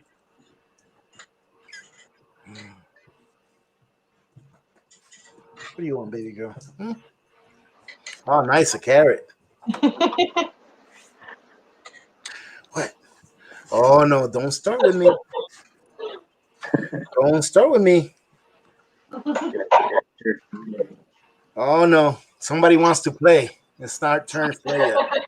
Hmm? You want to say hi? Sit. Okay, look. Sit. Speak. Speak. Speak. Speak. No. She's like, nope. Speak. Good girl. Good girl. Sit. Come here. Sit. You want to say hi? Speak. Speak. Good girl. Her breath stinks. Don't they all? One thing I noticed is that in the stirring process, doing the butter, you can actually feel the thickness, the resistance in the butter change as you're stirring it. Oh yeah, change. Yeah. Yeah, you can feel it. Oh, look at that ghee! Isn't that pretty? Oh, look at that. Man, look at that. That is awesome. Yeah. Look at that ghee. Man, that is awesome. That's a beauty. Look at her and her bad self. That's a perfect. Isn't that a nice color? It is.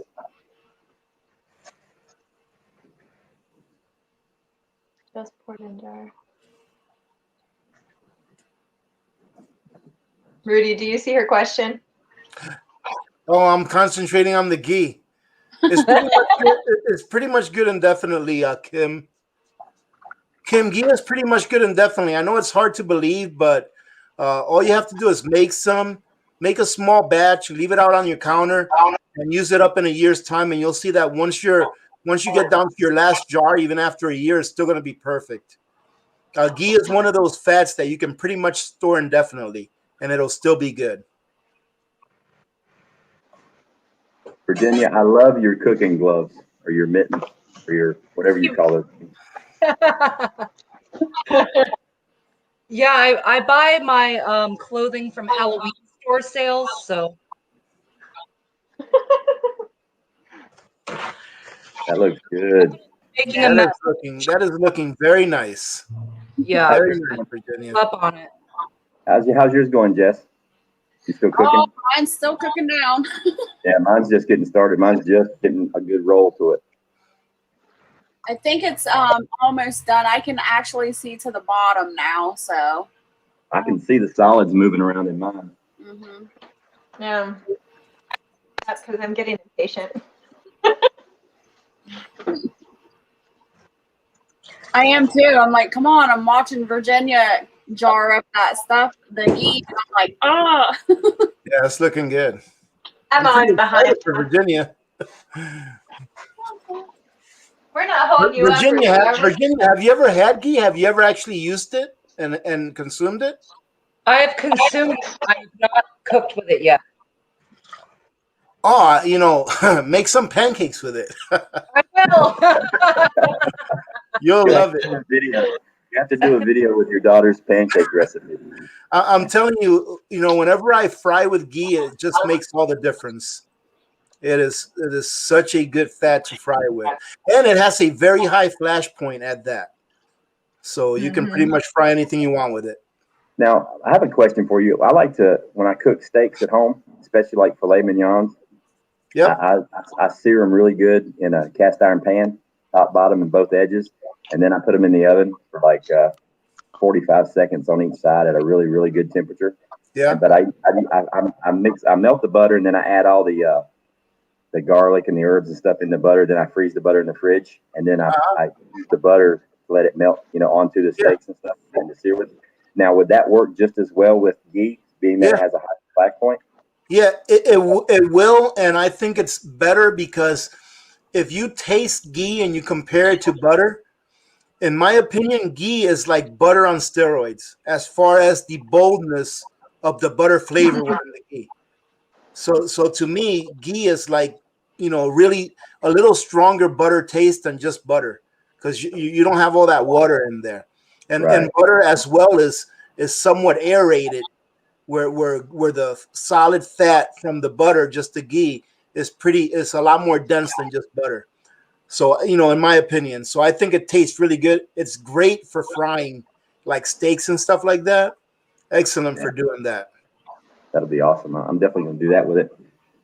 I wonder if it would give it a better sear because you can get the temp up higher. I think so. And it won't burn your butter either because butter burns really easy. So you use ghee instead. Like you said, it's got a higher flash point and you'll be able to give it a better sear. Oh, you know what? I got some pork chops in the freezer. I'm totally going to try that. Normally I just use like lard, but I wonder about So I've heard the the leftover stuff referred to as liquid gold. Yep. So do you cook with that? Yeah, I don't see anything wrong with it. It's not bad. There's nothing wrong with it as far as consuming it.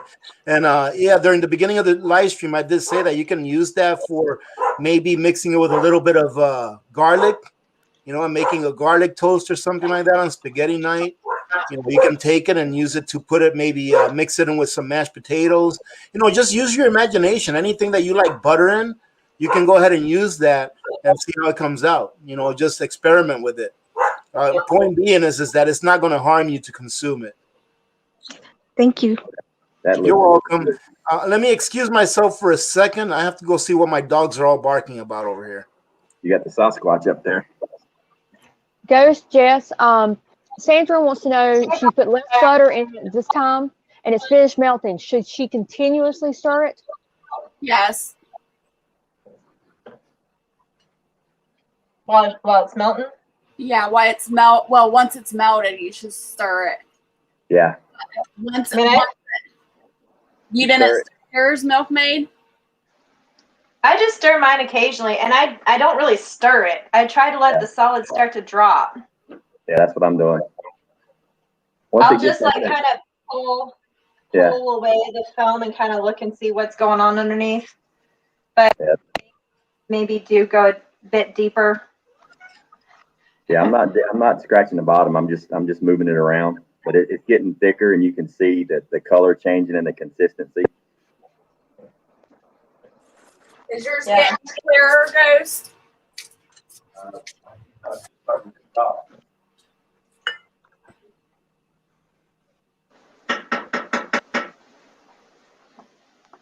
Kind of starting to, you can see it started to clarify a little bit. Not there yet. Yeah, mine's clearing up. I can see it to the bottom, but I can still see a little bit of like chunks in there. Yeah.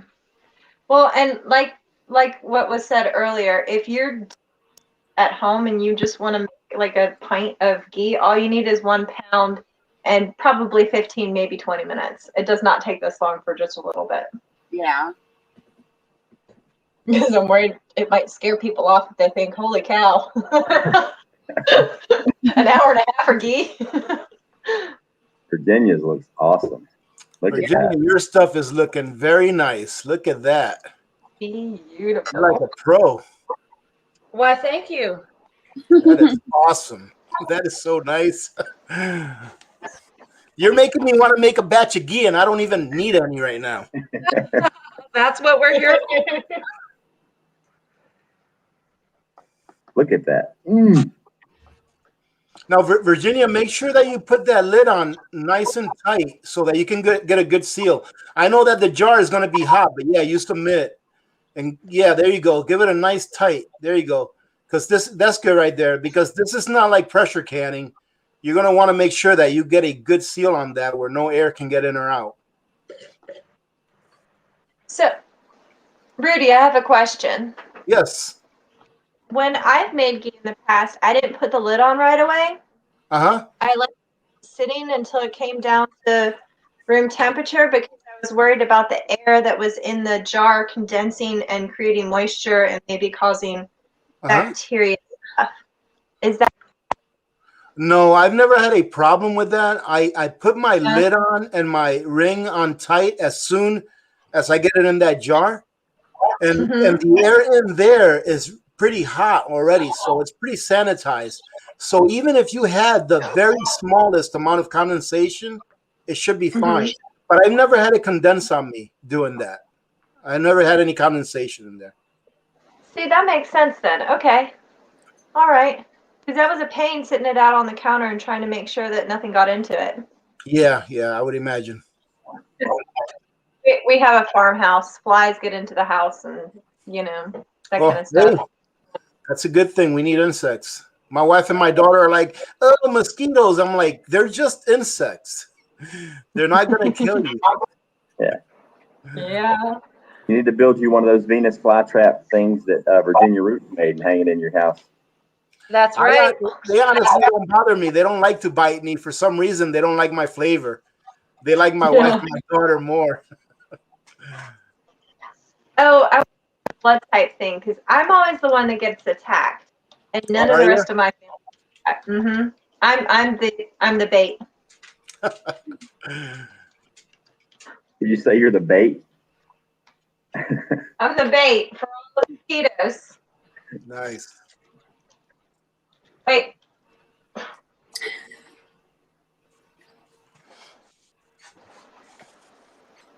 So Virginia, what is that? 6 pints?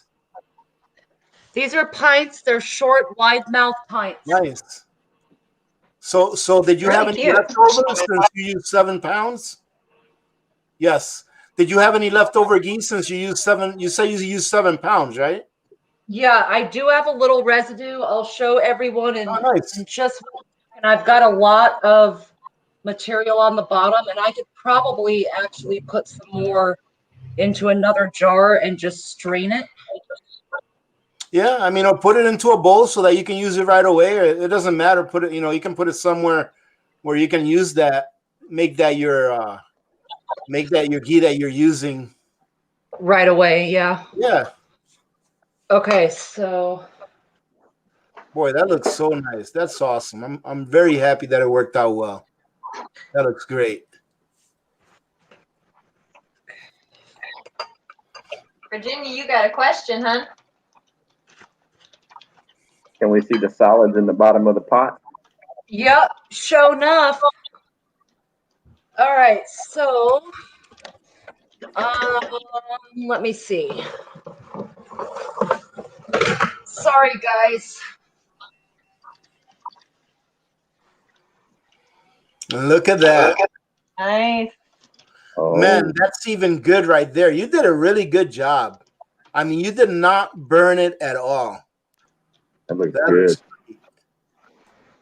Yeah, you can definitely use that for your everyday cooking right there. Even all those solids down there.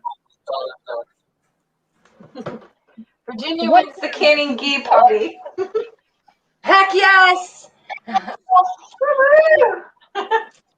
I'm gonna So strain. what temp did you heat those jars on?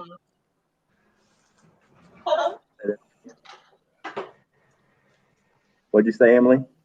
What temperature did you heat the jars on? Klingon wants to know. And for how long? Did you heat the jars for? No, she wants to know how long do you heat them and what temperature? Oh, to heat up your jars. What was it? 225 for like 10, 15, 20 minutes? Yeah, that'll work. Yeah, 200 degrees for 10, 15, 20 minutes. Usually I do 200 degrees for 20 minutes. Okay. I did. That's plenty long. Yeah. I mean, if you put your jars in or preheat the oven, put your jars in right before you make the ghee, then they should by the time you get them out, even if you're just doing a pound. Yep, absolutely.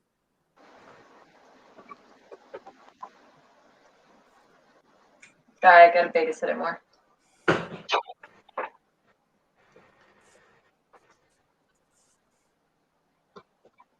Looking so good.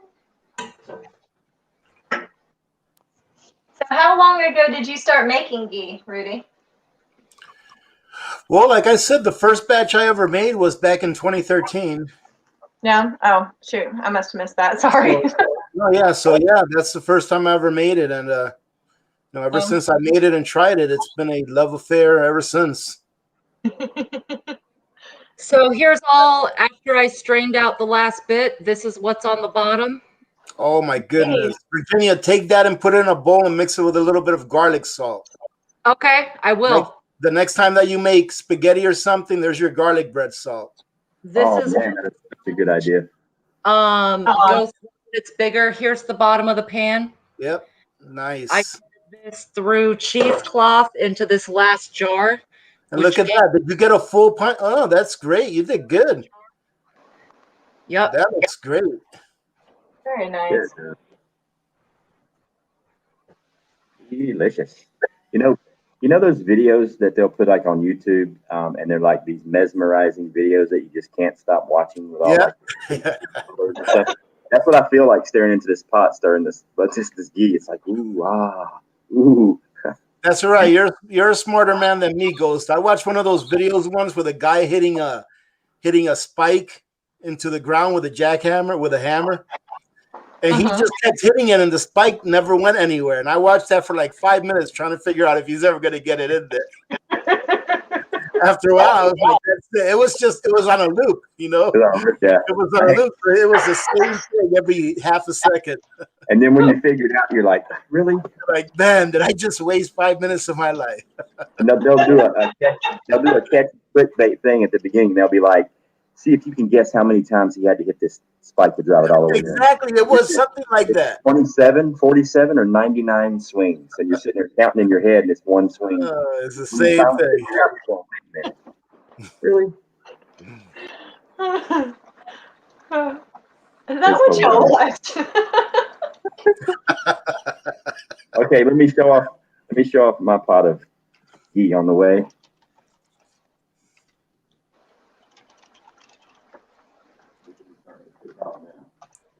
Hey, Ghost, is that a glass top you have there? Yes. Can you answer us the age-old question of whether you canned or not on that? I have never canned on anything other than a glass top stove, and I have. So there you go. I've had that question asked so many times, but could not really answer it because I've never had a glass top stove. Never. Like when I first started canning, I had a glass top stove, and I went through 3 of them at 3 different locations until I moved here. I've never had an issue, knock on wood. Outstanding. I'm really glad I asked that question then. I don't slide the canner. Like, I gently place it on there and I load it. And then when I'm done, I pick it straight up. I don't slide it on the glass All or right. anything. Yeah, give me a second. I hear my cat ringing the doorbell. Should you tell me how many jars you've canned on glass top? Because it's got to be like thousands, right? Yeah. Yeah, I'm well over the 1,000 mark. Yeah. I'm well over the 1,000 mark. And that's at 7 jars at a time, because my canner only holds 7 quarts at a time. So that's how many. Do the math on how many cycles. I don't know exactly how many jars I have. It's somewhere between 1,000 and 2,000. Now you divide that. Yeah, already canned. Now, if you divide that by 7 and then add in another 50 that I've been eating from and relocating through it, that's how many cycles it's been through on a glass top stove. So that's a lot. That's hard to say because you re-eat too. So yeah, and reuse. Yeah. I'm such a baby canner compared to you guys. Yeah, I'd love it. I love it. That's why I just wanted to start doing it live and just and make it more fun in the kitchen than me just sitting in here by myself, 12 hours a day on the weekend canning, going, waiting on the timer to go off. I'm like, and everybody asks questions about, well, I've got a canner, but I'm scared. I'm like, you know what? I'm going to do a live stream. We'll just do it together. And then, here we are. Man, look at that. Well, hey, Ghost and ladies and community members, I'm going to go ahead and take off. I just noticed that I'm on a metered network, and if I don't save my data, I won't have data for my live streams. Understood. Why?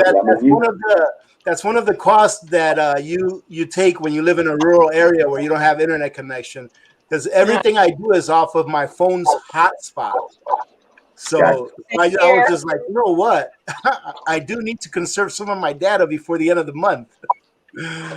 But you know what? I am happy that I stayed to at least see Virginia finishers. That's awesome. You ought to post some pictures of your finished product on your community page. Absolutely. That way your community members can post some pictures as well if they send them to you. But look at that. Isn't that pretty? That is pretty awesome. Very nice. Awesome, Virginia. Very nice, Virginia. That is perfect. That is perfect. Well, I just wanted to take this opportunity to thank you for stopping by. I mean, I know you said you stopped for a few minutes. It's 2 hours. 2 hours have gone by, and I thank you for inviting me. I honestly and truly had a blast. This was a lot of fun, getting to know you and getting to know the ladies here, and of course, hanging out with your community members. Oh, look at that, Lady Hammer. Hello, how are you? And I think I seen Caribbean House in here as well, Emily. Yeah. Awesome. Well, you're in good hands here. Well, you've got an open invitation to pop in on us anytime. Well, thank you, man. So you do this every Saturday? I believe we are going to be doing it every Saturday. Okay, awesome. All right, well, man, hey, thanks again for inviting me. I really did have a great time. All right, we'll talk to you all later, and you all have a safe weekend. All right, happy Memorial Day as well. Be safe. Don't drink and drive. Don't do anything stupid. All right. All right. God bless you guys. All right. Take care. Bye. Bye. Hey. Bye. Oh. Well, that was fun. I'm almost there, guys. Almost there. All right, my foam is just now starting to clump together where I'm making solids, so they should start falling now. Oh, nice. Yeah, I really do notice that, like, once it gets towards the end, instead of just like tiny bubbles of foam, they start to get bigger and bigger and bigger. Yeah. But after I burnt that one batch, I got really nervous turning up. Susanna, you still here? Everybody left us. Yeah, I'm still here. Okay. You got to say something at least every 5 or 10 minutes. Your voice is soothing. I told Rudy bye. Okay. Have you decided what you're going to do next weekend, Ghost? No, I was asking you guys, what do y'all want to do? Milkmaid said something like a meal in a jar, like maybe like a spaghetti or chili or a beef stew or a soup or something like that. What do you guys want to do? I don't know. I was thinking about doing like a meat, just keep it simple and then gradually go up to meals. Okay. Probably smarter. Like you guys want me to just put like a thing up in the community post and do like a poll to see who wants to do what? Or Yeah, that's a good idea. okay. Yeah. I'll do some different meats and some different stuff, like, you know, even like say potatoes or, you know, something, you know, and then work up to the big meals. So we could do like ground beef or chicken again, or potatoes or whatever, ham, anything. I don't care. We'll do it. Yeah, simple sounds good because, I mean, otherwise you're trying to put together ingredients and things like that. But if everybody gets used to doing the simple things, then they can move on to, you know, starting to make real whole meals. Yeah. Emily, can you hook Prep Forward up? She's looking for oh, you want to come on the panel? My bad. Hold tight. I got you. I'm trying to find a comment. I finally figured out how to see comments. You know, earlier I said I was doing 16 pounds. I have to correct myself. I felt like an Uber. It was 7 pounds, not 16. I don't know what I was thinking. Yeah, I was gonna do 12, but I stopped at 10. I was like, yeah, 10's good. I got tired. Honestly, I just got tired of unwrapping the butter. Yeah. I was thinking I did not tell everybody that. I did 6.5. Oh, you can tell Sandra my ghee just popped at me too. Not big. Ooh. But it will do that, I think. Yeah, you can actually see the solids start to stick to your spoon now when I'm stirring it. Yeah, that's what's happening to mine. Yeah. Hey, Tasha. Hey, that was amazing. That was so cool that Rudy got to come over here on your chat. I'm so excited for you. Yeah, I mean, I emailed him a couple days ago, and it's the first time I've ever talked to him. I just sent him an email because I was going to mention his name because I was using like his recipe, and out of respect, I didn't want him to think I was like copying from him, or I didn't want people in the community to think this is my recipe, you know. And he responded back to the email, and he's like, "Well, why don't you just send me the link, and I'll pop in and say hello." And I'm like, "Awesome." You know, that is so cool. Like, wow. That is.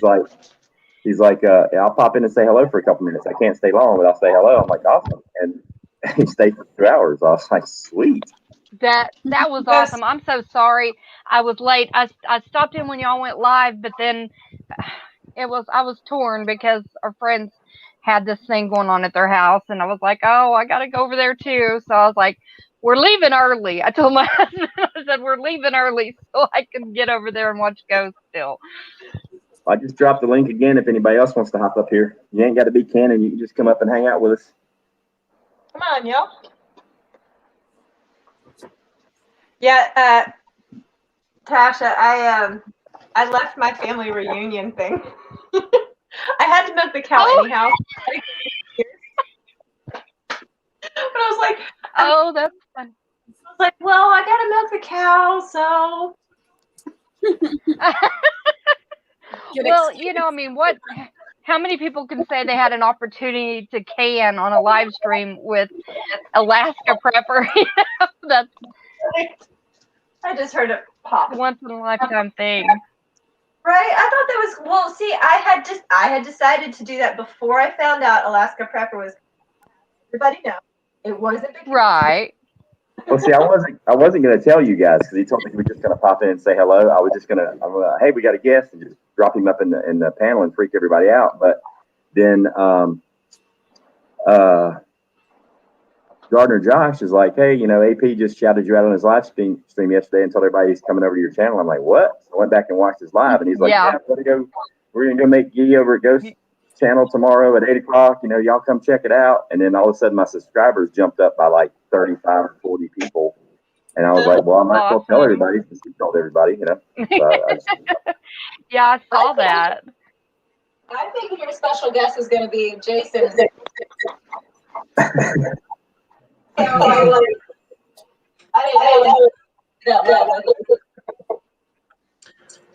Hey, everybody.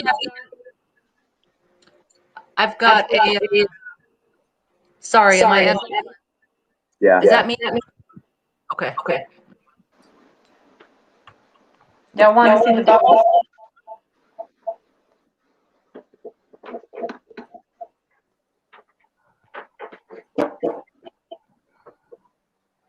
Y'all want to see where the Ghee is at?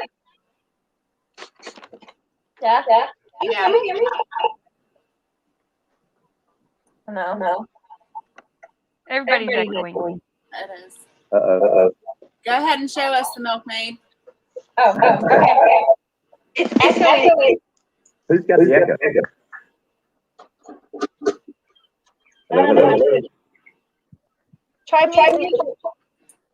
Here, Hello. I can talk. Yeah. Yeah. Did it go away? Hello. Nope. Check. How about now? What in the world? Still hear it. Hold on. Let me try.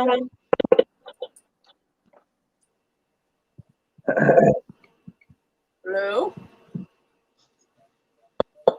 You're not echoing. I'm echoing. Still echo. All right, now it stopped. No, it didn't.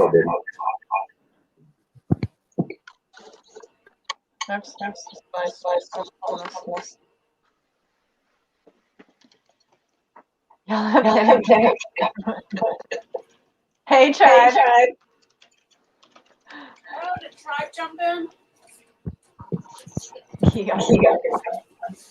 Hey, Tribe. What's up? What is this? All right, I'm gonna mute. I'm gonna mute me and stop.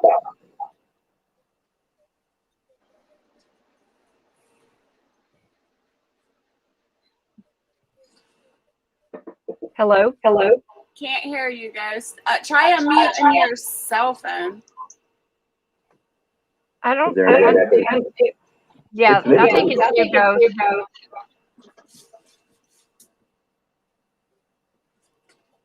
If you unmute your cell phone, you got to mute your StreamYard on your desktop.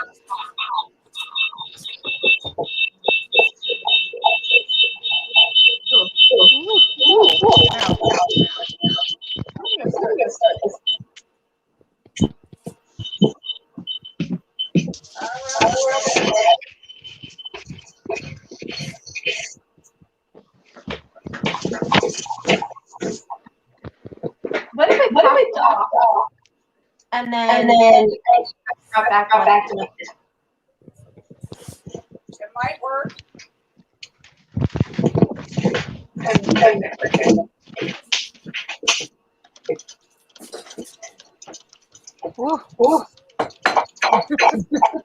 That is just beyond weird.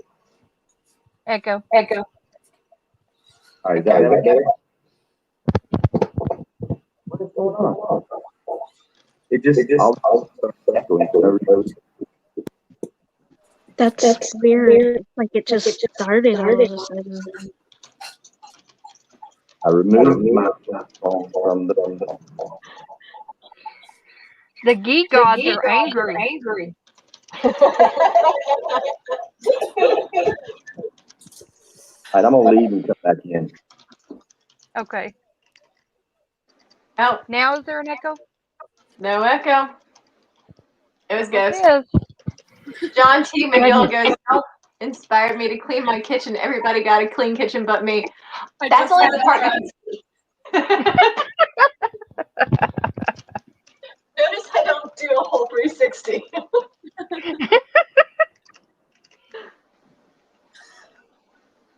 Oh my. Well, that was just so cool. I wish I would have been here for the whole dang thing. Is that better? Yes. What? That makes no sense. It started echoing on its own. It's just weird. The ghost effect. Wow. It was the ghost of ghosts. That's a good one, Hawkeye. There you go. Yeah, it just started echoing. I loved Bug Dude's comment saying that Alaska was Miyagi. Was our Miyagi. That was so clever. I was thinking, yes, Sensei. Kim Farm Homestead, if you're just doing like a small batch, like if you're just doing a pound to put in the fridge to last you a week or so, you don't really need to strain anything off. According to Miyagi, it's not really going to be a bad thing. I mean, I'm going to strain mine because I'm putting up like 10 jars worth. I'm going to strain it, but if I was just doing like a small batch, I would just make sure to really let it cook down and not scratch the bottom. And I wouldn't care if there was like some solids in it, but for long-term storage, I'm going to strain it just because I bought cheese pot. I'm going to grab Lady Hammer's question. She says she started canning butter beans. Yes, when you pressure drop to 8, you need to get it back up and start your timer over again. Ah. Yeah, if your pressure drops below, yeah, you gotta completely start all over again. And Laura asked exactly how long. I don't mean let it come all the way down and take everything out. I mean, turn the heat back up, repressurize it, and start your timer over. Laura wants to know how long Ghee lasts. Forever. So my husband just asked me to save the what do you call it, the crumbs or whatever, and dehydrate it so he can put it on his popcorn. Oh, yum. That's a good idea too. Oh, on his popcorn, you said? Yeah, dehydrate it and turn it into a powder and put it on his popcorn. That's a great idea. Sandra, you ticked who off? Who did you tick off?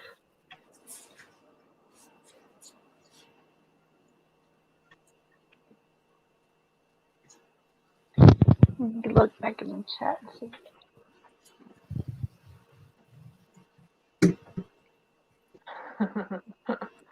I love to see the chat when I'm on the laptop, but I can't. I don't think.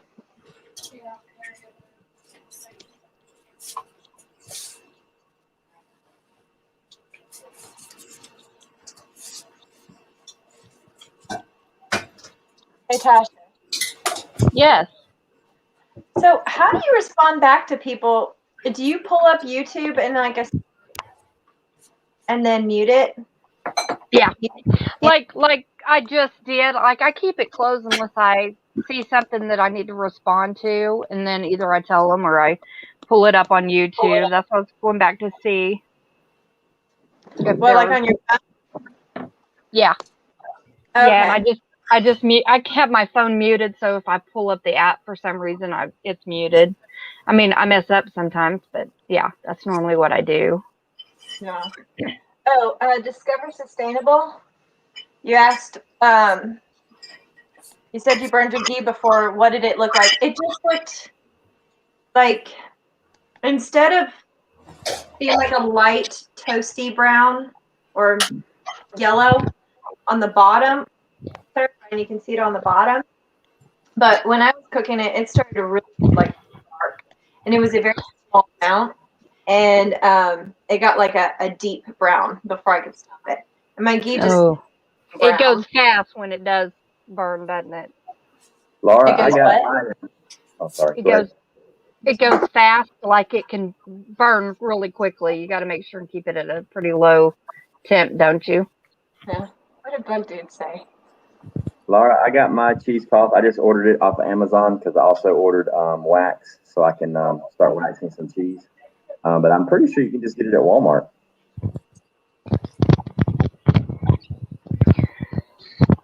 I got wax at Ace Hardware.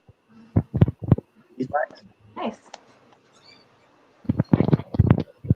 And y'all, I don't know if you've seen Discover Sustainable on live chats or whatever, but I posted on my community page. She was on at the beginning of my late night live stream last night, and she is incredible. Her name's Nina. She is incredible.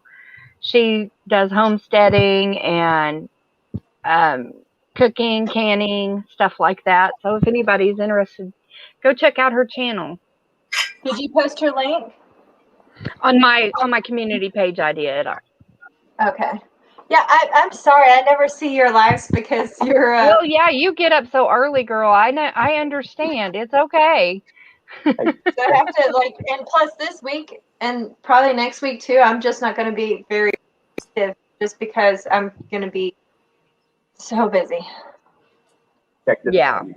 understandable. You got your ghee? Yeah, I want to show you the.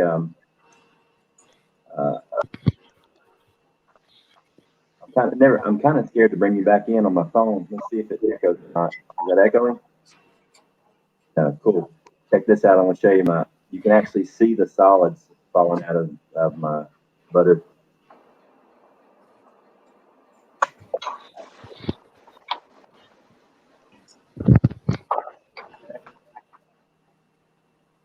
Oh yeah. Oh wow, yeah.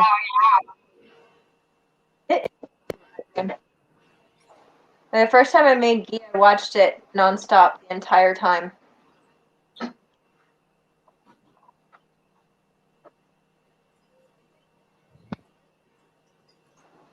I got to tell you guys, I thought this would be like a quick, easy. This is actually like more fun than doing the pressure canning the beans. This is actually pretty cool. Doing Yeah, it is cool. That's fun. It's Ooh, all fun though. We can also wax cheese live too. If you guys want to preserve some cheese, I got like about 12 pounds in the fridge. I want to dip and preserve. I'm gonna watch a couple more videos. Rudy's got a really good video on doing the cheese. I'm gonna watch his again before I do it. Now, what cheeses would you wax? Hard cheeses? Yeah, I'm doing mild cheddar because it's going to sharpen up in the preservation process. What temp you out your style? Right now, it's on. I have a double burner. Like the burner it's sitting on, it gets super hot super fast. It's got 2 burners in it, inner rings and outer rings. But like when I pressure can, once I get it to pressure, within 20 minutes of it being at sustained pressure, I pretty much dial it back down to between 1 and 2, sometimes even low. And right now I've got it on a little below 1 right now, and I've got and that's where it's been for an hour. It's got a good simmer. Jess is jarring. Be Charming wants to know if you can put Jess on the big screen so that we can see her ghee. Oh, yeah. Yes, where are you at? Right here. I'm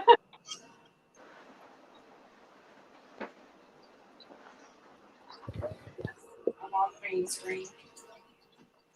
Oh, Jess jumped ahead of me. She's already jarring it up. Yeah, she's been jarring.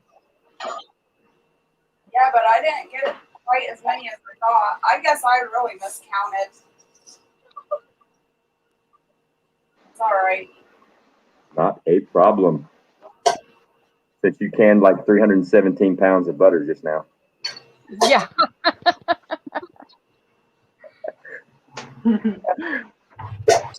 When you said that, I went, what? How much? Well, you got a cow in the backyard?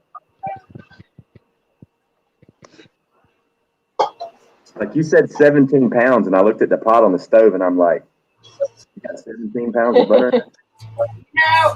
With everything that's been going on with me in my personal life, everything's completely off. My counting, my thinking. So I got 5 pints. So I must have done 5 pounds. Do you notice though, does anybody else that when you can in wide mouth, it seems like you put more in a regular pint? Or is that just me? No, I think, like, I know the jars are like taller, but they're not as wide. The regular mouth.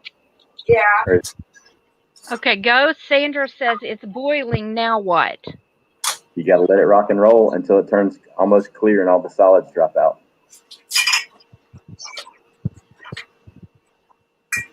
Stirring frequently, right? Yeah, stir. Oh, she's talking about hers. Yeah. Yeah. You don't want it to be a rolling boil, Sandra. You want it to be like a simmer, and it'll just because it's going to start out making a lot of foam, and you don't want it to foam over. So keep stirring it, and keep adjusting your heat if you need to. But you want it to just you got to play with it during the boiling. That's what I had to do because I was making a lot of bubbles at first, just like I did, just like Virginia Roots did, and I'm sure Jess had that same thing when she was doing it, and the milkmaid. But once the bubbles start to get bigger, and then it won't be a rolling boil. It'll just be like a simmer, like bubbles, like right in the middle of the pot, and you'll start seeing the butter get more and more clear, and then you'll see the solids forming, this little chunks of goodness floating around, and they'll start to settle to the bottom. So you don't want to, while you're stirring it, you don't want to scrape the bottom. And then once it quits making steam, that shows you that all the water is out of it. So then you can go ahead and start jarring it up. At least that's what oh, sorry. I was just going to say, Nina with Discover Sustainable says 5 pints is still awesome at Keto Homestead with Jess. Thank you. Kim's Farmstead asks, "What does it matter what pot you use?" I'm just using a stainless steel stock pot. Yeah. And then John T. McGill says, "Now, does that ghee solidify into lard?" Yeah, I mean it gets hard, once it cools, but it's not lard. Right. Yeah, lard is pork fat. Ghee is cow. Yeah.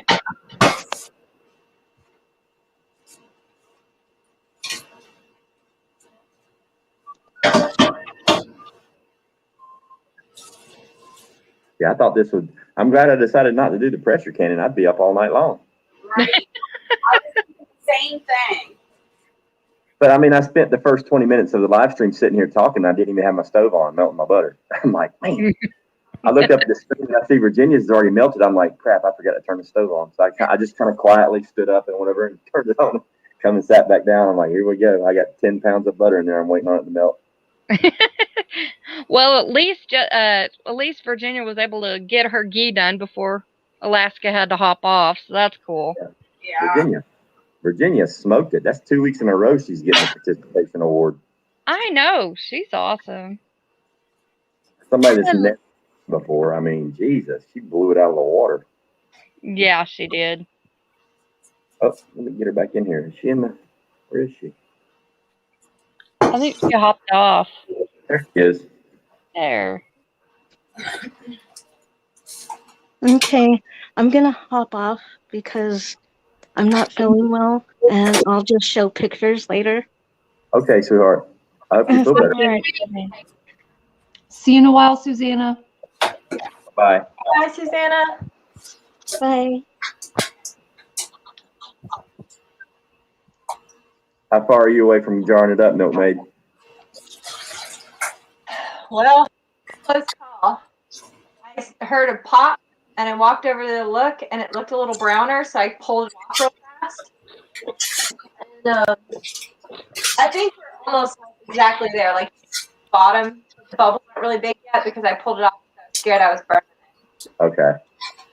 Yeah, mine's looking good. I still got a ways to go.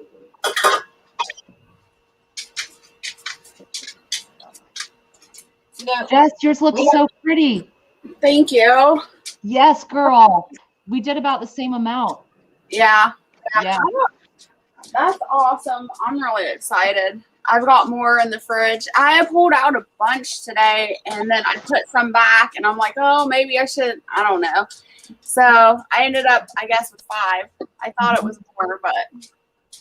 Jess, did you use vinegar to clean the tops of your jars? No, I forgot. Dang it. Thanks for the reminder. I did wipe mine with vinegar. If anyone saw the paper towel action, I had a little vinegar on that. And then tightened it really tight, like Alaska Prepper said. Yeah. Hi, Arkwild. Thanks, I cannot believe I forgot that step. Arkwild, man, what's going on? Is Prepper Tribe still here? Him and Niece here? Did they take off? And you know, the vinegar. There Colin goes. paper towel is sitting right here. You can thank Hoot Owl for that, Jessica. Thank you. Oh, Sandra, I see what you said there. The Ghee gods. Okay, that's who you ticked off. Oh, that's hilarious. I missed it, I guess, on here.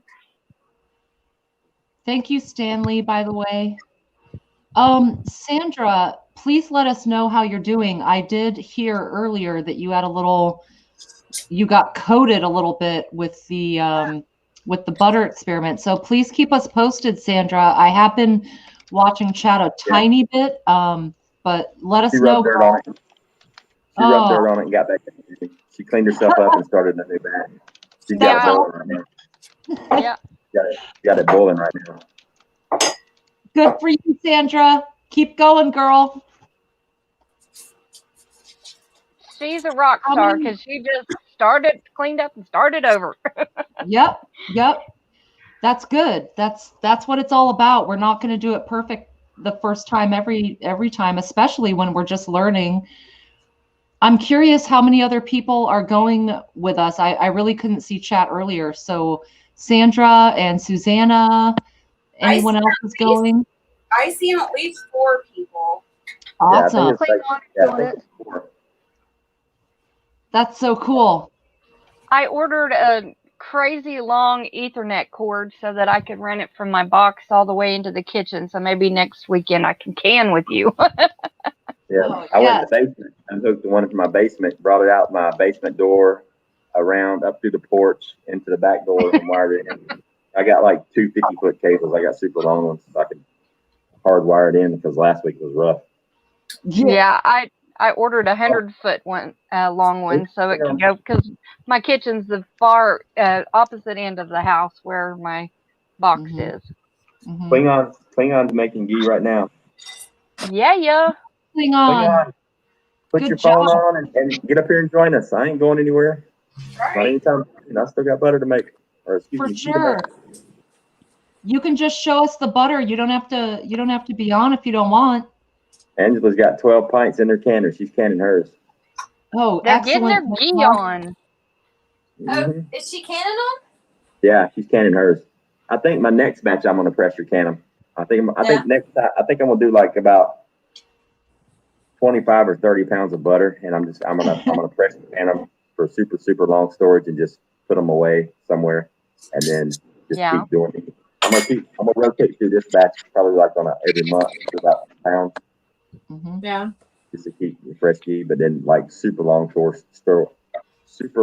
store some. Right. Yeah.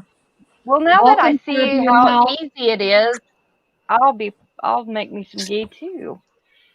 You know what's crazy is how easy it is for like a 1 pound thing.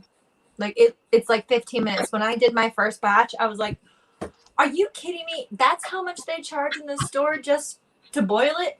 Like, really? Yeah. I was pissed. Hey, here comes Klingon. Woo! Look at there. Beautiful. And this is this part's for Susanna, our milkmaid, my dirty stove. Oh, bless you.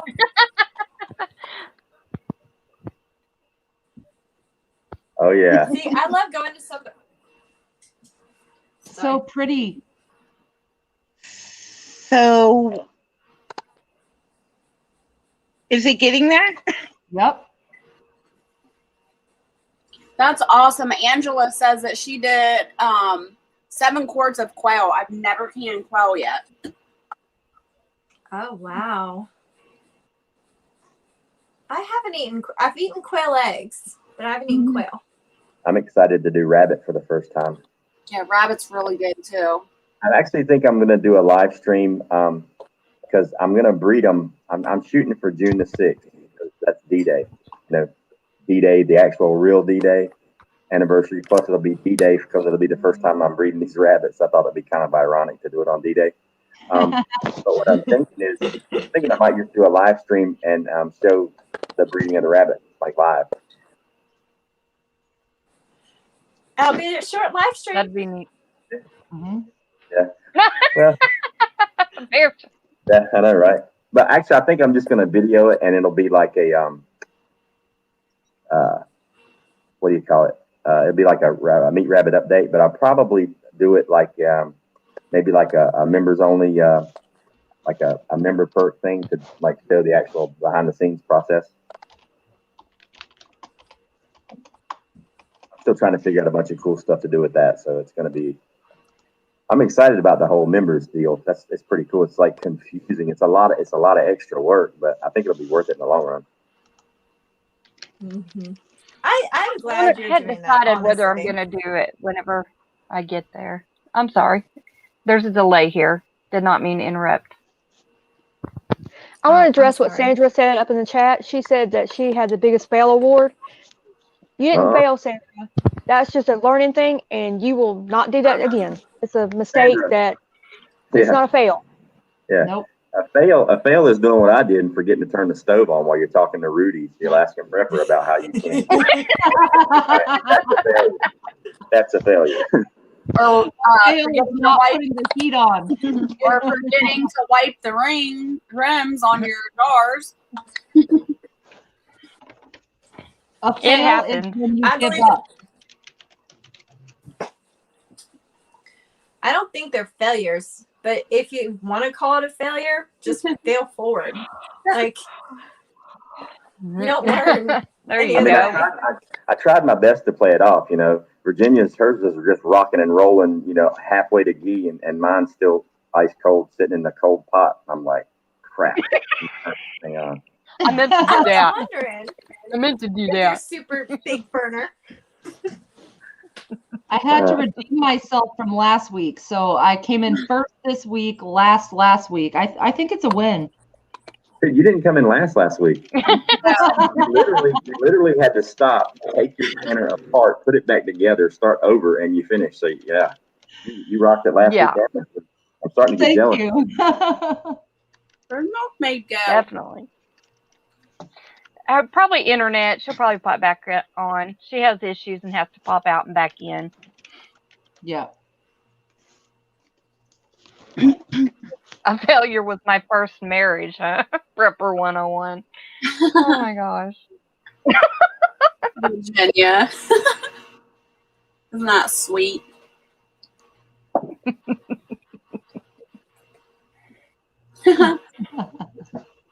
Angela says, Ghost, look at the bright side. You showed up on time. Excuse me. Right? All right.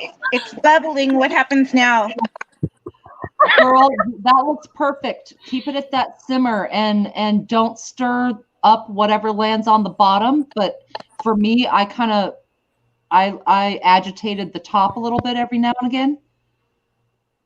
Just don't stir the bottom of the pot. Let it all set down there. That is so funny. Yeah, I made it on time today. Made it on time. Congratulations. That is funny. You learned how to set the alarm. We want to make Susanna feel a little more better. Yeah. I freaking burnt it. Oh, hang on. Let me go big screen. No, milkmaid. That's a beautiful golden no. color. That's a Let me see. beautiful golden color. No, that's You don't perfect. think so? Yes. I think it's good. Well, Keep Yes. stirring. It's just nutty. No? It's just going to have more of a nutty flavor, I Rudy said. It'll just be more of a nutty But the flavor. foam is still there. It still looks Wow, good. I do not like Yeah. big screen. I think it looks great. My foam got a little bit of color tinge to it as well. I think that looks beautiful golden. I think it looks just Well, like I mine. thought I burnt it. Mm-hmm. Hang on, No. let me take your mind. Tell me what this looks like. Oh. Does it? Well, Does it smell burned, milkmaid? it has a slightly nuttier smell, though. Yeah, that's what I'm thinking. Yeah. Well, Yeah, mine well, mine the was darker nutty, will give but it was nutty. good. Yeah. Don't worry about the nuttiness, Okay. girl. Well, Yeah, a lot. well, we all know I'm a little nuts, so. Right.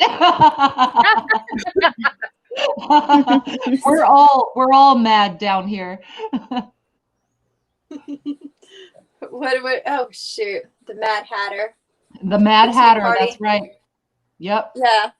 We're the tea party. Oh, wait, it was the Just the Cheshire. candy Was party. it the Cheshire Cat or the Mad Hatter? It might have been the Cheshire Mad Cat. Hatter and the rabbit. What's Yeah. rabbit? The Klingons mouse. looks like The tea mouse. Hers looks gorgeous. Yep. Mm-hmm. Yeah. Awesome. Okay. Sorry. Got I your just wish my poopsie. phone. My laptop is stupid. All right. Well, then I might just skim this real quick and jar it up. Is that all right? Yep. I'm gonna let mine go a right, little bit now- longer. Now I'm gonna have to buy up a bunch of butter whenever I go to town for my grocery shopping tomorrow. Yup. Whenever it's on clearance, that's when you get it. Or if Well, you I have a birthday coming up, ask for butter for your birthday like I did. I got 20 pounds for my birthday. From where? Oh, from My from family. people, friends. That I works. told my family I wanted butter for my birthday. I'm the oldest of 6 kids, and so I told my siblings and my mom, I was like, hey, I don't want anything special. I just want butter for my birthday. And I got 20 pounds of butter. Are the people from the insane asylum coming to your door to knock anytime now, or what? Yeah. And those people are me. So I don't know. So see, I get that though, because practical gifts make they make my heart swell, right? I Yep. love getting Me something that I too. wanted to get. Ooh, I almost said his name. Shoot. My husband asked me what I wanted for my anniversary, and I told him I wanted a dump truck load of horse manure. Yes. Like, There you go. you know, Rock on. I think that's practical. You know, after See, I'm watching the Huck same way. Homestead, Hey, not to interrupt you guys, but I think Klingon Princesses is done, if I'm not wrong. What do you guys think? well, let's see. Stop stirring for just a sec so we can see. Yeah, it's looking close. big Any more bubbles. foam or steam? don't see That any was more the thing. steam. Steam. Yeah. Girl, it looks good. I don't see any steam. Yeah, Was anything else? No, I don't I see steam, don't. and the foam is gone. I haven't seen steam the whole time. I just don't want her to burn it. I think it's done, Klingon. Yeah. Yeah. Just do your best to keep the solids, the little tiny bit of foam that's still at the top when you Smells good. pull it out, but that looks really, really good. Yeah, you can skim off the solids that or the foam that's on the top, skimming them off, and then you can start Yeah. canning it, jarring it. When I did mine, it collected around the side of the pot somewhat, and I kind of scraped it up and like pulled it up the side of the pot as That it is- hardened. That's gorgeous. Did you see her drizzle that out of that spoon? It's clear, Yeah. isn't it? That's so funny. We're all excited about butter and food. I love this group. I My finally found my husband- people. My husband, when we first got married, he would like do flowers and stuff, and I'm like, I'm that girl that if you get me something that's going to make my life easier, like a new vacuum cleaner, a crock pot, a new toaster, whatever it is like that makes my day-to-day life easier, I'm all about it. 100%. But now for our 30th anniversary, he did get me these, and they are real. So. Oh yeah. Oh, we lost Klingon. Oh no, girl. Oh, no. I missed it. What'd you get? They're real. Oh, pretty. Yes. Y'all. Gorgeous. But that was our 30th, Normally we don't do jewelry, and most of the time we don't even get each other anything for gifts, as far as birthdays or Valentine or anything, because we just, when we're needing something, we just get it then, we don't typically wait. Yeah. Yeah, we're kind of the same way. Like, we used to do all the cards for every occasion and stuff like that, but cards have gotten expensive, and finally we looked at each other, we're like, we're spending $20 every holiday on something that we just scribble a note in, you know? Let's just do something different with that. Aloha. Hey, Hawaii. Hawaii Volcano Squad. Aloha, hanaho. yes, aloha. Diamond's still our girl's best friend. Although, you know, with the price of these, I could have gotten a heck a lot of canning jars and lids. She's like, that's 20 cases of canning jars. What are you doing? Food storage, that would have been a good amount of food storage. I'm just Okay, Oh I'm my trying to goodness. figure out if this is the bad idea fairy hit me or not. Yeah. But should I just pour it? Well, do you have cheesecloth? I Are you mean, gonna yeah, I strain also it? have a strainer. If you have I mean, like a this strainer's pretty 5-quart, fine. you know, like a Pyrex measuring cup, if you have like a 6-cup one of those, then pour it in that and then pour it from there. Good always idea, drizzle Virginia. more. Good idea, Virginia. Thank you. Sometimes I bring it to the table. There you go. I think it's Virginia, bring outside. it. I think it's outside from when my husband butchered the hog yesterday. So. Oh, no. Cool. Oh, beautiful. She's got Girl, a really that's nice beautiful. strainer too. Yes.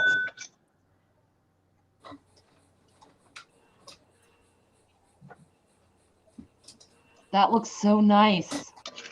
Mm-hmm.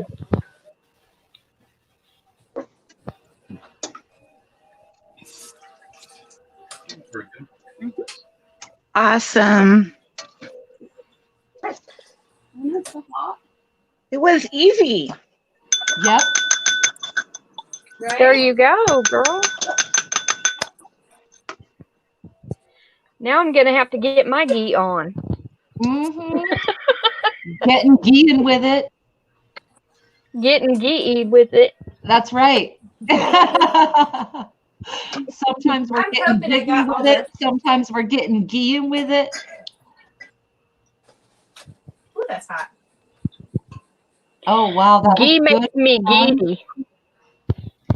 good. She.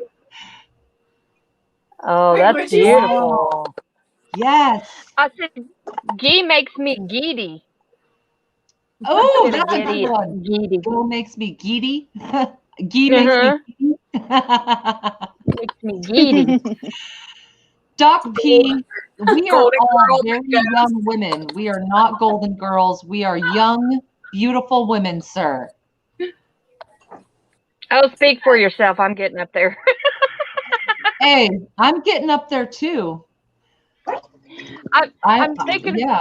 Speaking of that, I'm thinking about whenever Blanche thought she was pregnant, and I'm like, that woman already went through the change 15 years ago. Don't be lying. I remember that episode. Because she was hanging with that boyfriend. Yeah. I think the funniest one I ever saw is when one of them went into a drugstore and asked for prophylactics, and they did it over the loudspeaker. They were like, you know, which aisle are the prophylactics, please? And it was like for Rose or something, and it was like, oh no. Virginia, Doc P said golden refers to the ghee, not golden girls. Oh, dang, Doc P. Yes, all That's right, funny. all right. I'll take that. Hockey says I'm going to manufacture a ghee string. That's so funny. A Ghee string, like a G string. Yeah. That's cute, Hawkeye. Oh my gosh, us and our puns, really? Yeah. Yep. It'll be ghost G strings. Klingon, that's beautiful. That is gorgeous. Gorgeous, I tell ya. Oh, she has one of those awesome Nice. trainers too. Heck Yeah, yes. I'm so doll. proud. You guys give good directions. Oh my gosh, Prepper 101. Golden shower. You guys are hilarious, dude. You guys are hilarious. Oh my word. There's the milkmaid. Hey, girl. There she I is again. just heard that joke, man. Oh, Klingon, that's wow. beautiful, Klingon. Yeah. How's it look? Yeah? Yeah. I'm hoping I got all the water out of it. Yours looks really good too. Yeah, I'm surprised it's not as brown as it looked in the bottom of the pot. Yeah. Oh my gosh. So nice. Milkmaid, I can see your golden footage over there. Let's see yours on the big screen. Golden footage? Yes, it looks Beautiful so good. golden Ghee footage. Yeah, she's a golden girl.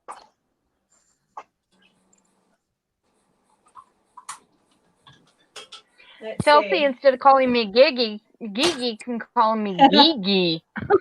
Yeah, right. Now it's no longer giggity, it's giggity. Giggity. Giggity. Everybody gets slap happy at about this point in the live stream. Yeah. That's all right. Oh my gosh. We get all goofy. What is people taking some gummies or having a little swiggy every now and again? No, it's like it's the high of accomplishing something. It's like, you know what? So That's something you've never done before, and there's a rush to that. Ooh, Klingon girl. Y'all are going to be carrying a jar of Ghee around. Look at my Ghee. Look at my Ghee. Isn't it I'm an OG. As I was putting it in my jars, I was wanting to drink it. Oh, gee, look at my Ghee. Oh, it looks man. so good. Awesome job, Klingon. And by the way, is Sandra, where are you at, girl? If you can hear me, or how are you doing, Sandra? Okay. Yay, thank you guys. I'm so excited for you, Klingon. Yay. Good job. That looks so good. Oh, Ghost is jarring his up. Now I'm going to dehydrate the solids. Good idea. That'd be awesome. Night, Stuart. Oh, it's Stuart leaving? Good night, Stuart. When I was finished with mine, I did scrape it into a bowl. I didn't scrape the bottom of the pot too much just to not get anything bitter. And I made a piece of toast. I added garlic salt, just like Alaska Prepper said. And that residue on the very bottom, it almost tastes like farmer's cheese. It's really good. Like it's super thick. It's like a little bit of a curd to it. But I highly recommend, if anyone's doing this, like put a little bit of that with some garlic salt on a piece of toast, make it a cracker. It was so delicious, so cheesy almost. Making me hungry, y'all. And I just got back from a day cookout. We ate fried catfish. Yep. Something every day. Yep. Okay, so Milkmaid she's getting them. There we go. Yes, Milkmaid. So is Ghost. Yeah. Christopher, I'm in northeastern Ohio.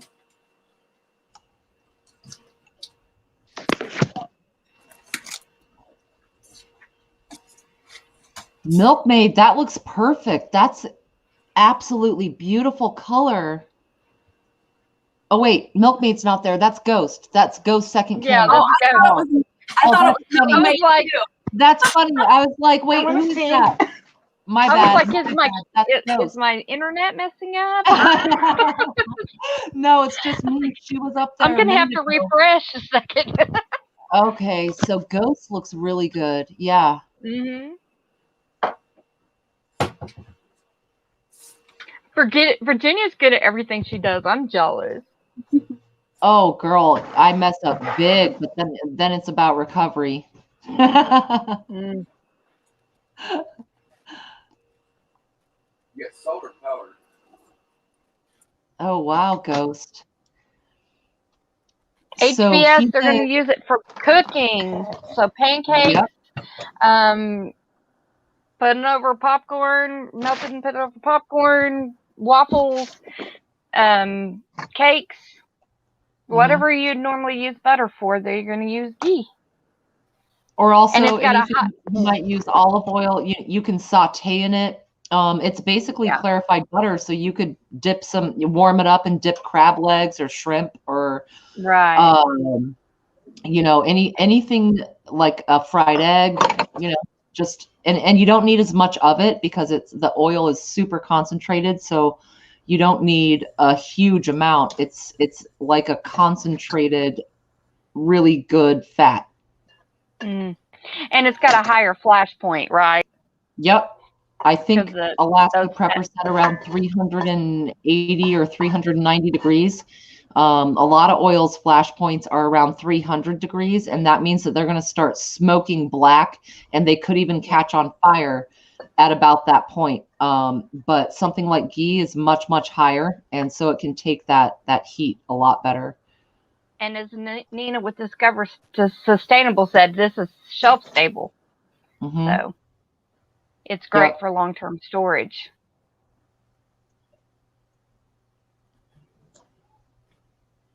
Laura, it stays pretty thick. It's not necessarily going to get as hard as a stick of butter. It might not get as oily as some olive oil. It'll be kind of in between because you're taking out all of the solids and all of the things that would cause it to become that hard again. So it's still going to have a medium viscous texture. Ghost, did you wipe your rims? Okay. Who Al was asking? Yeah. Keeping us on our toes. Who now?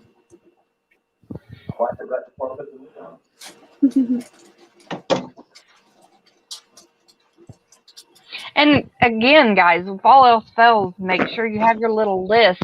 And you know, as you're rewatching this, make your list, your checklist, and then just follow those steps, and you won't forget anything.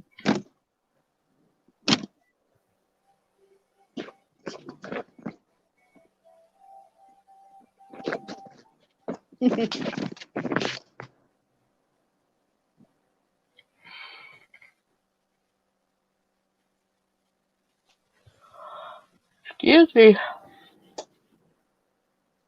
I've been staying up way too late.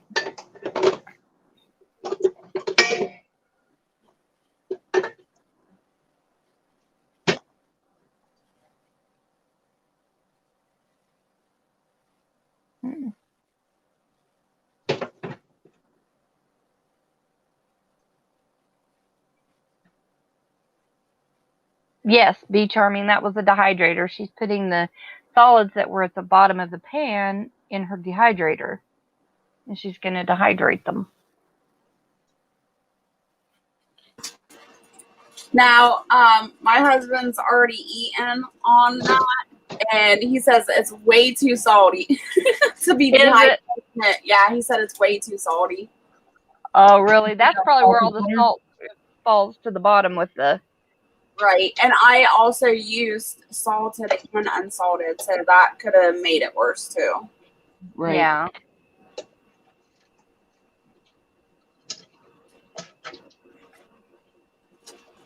I want to see more of Ghost's finished product. I know. I know. Oh, that looks so good. It's nice and clear.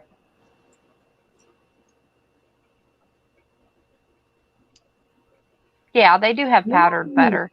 But ghee has a different flavor. Oh, that's beautiful, Ghost. Ooh, looky there.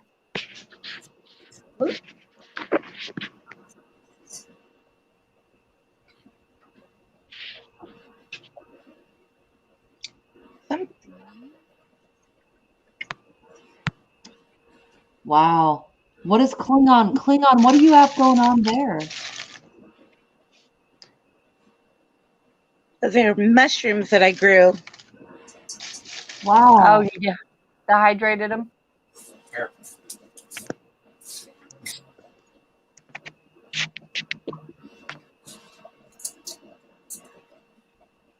What kind of mushrooms? John, if you Not too bad. These are pink oyster mushrooms and white oyster mushrooms. Super fun. John, Disabled if you and use prepping. unsalted butter. Oh, I'm sorry. I thought you were finished. That's okay. John was I'm saying done. I'm he done. Okay, John was just saying that he has to avoid salt. You can use unsalted butter. You don't have to make ghee with salted butter. The milkmaid post a picture on Ghost Community tab or your community tab so we can see it. She said that she just canned up her ghee. Yes, milkmaid, please show. Share it. Yeah, for sure, John. If you have to avoid salt, just use unsalted, and that pretty much takes care of that.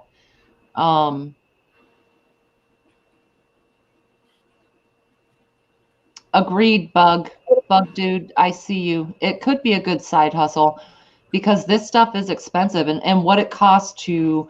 So that pint of ghee was roughly a pound of butter, which is roughly $3, and it would cost you roughly $10, $12, $15 to buy it. So absolutely.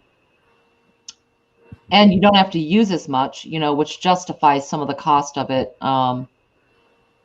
Klingon, yes, glad you had a ball.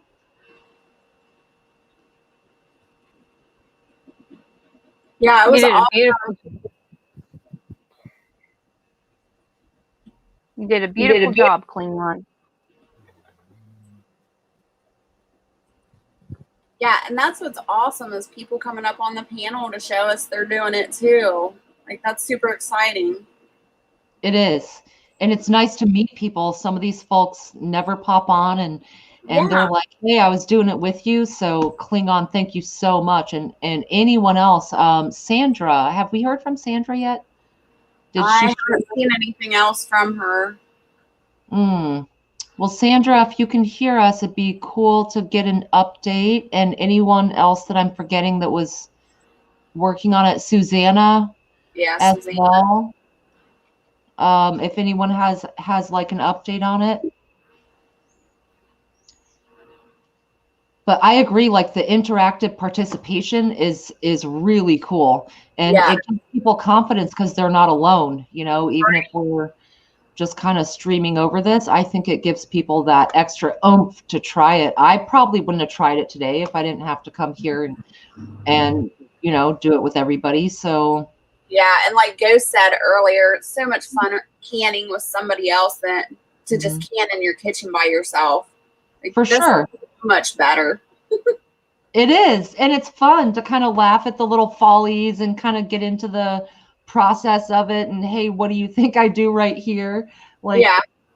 I love it. I love it. I would have been very, very concerned doing it the first time. I wouldn't have known some of the little questions that we had last week with not touching the jiggler or a little bit of steam here and there in places it shouldn't be, or whatever. Like having that live question and answer thing is oh, I see Sandra. I see her. Good foam going. Keep rocking, girl. Keep that simmer going. It's awesome. I'm so glad that she went and just restarted it. Oh, for sure. 100%. Oh, what does Ghost have? I think, did he have 6 or 7 pints, I think? 6, 7, 8? I'm not sure. Big stock pot. Oh! He had a lot. Wow. 10. 10. Wow. I actually let mine go a little bit longer because when Rudy said that nutty flavor, I'm like, that sounds like I want to try that. I let mine go a little bit longer. Oh, yeah. Hey, Milkmaid. Welcome back. Oh, Alaska Prepper, welcome back. Milkmaid and Ghost just got themselves jarred up. Look at the bottom of this pan. Uh-oh, my internet sucks. Sorry, guys. Oh, Nice. Hold on. Perfect. Looks like mine did.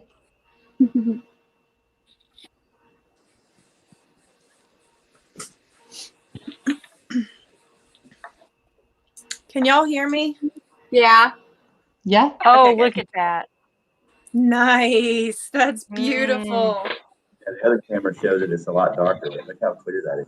That's very clear. How'd yours turn out, Well, Milkmaid? It turned out all right.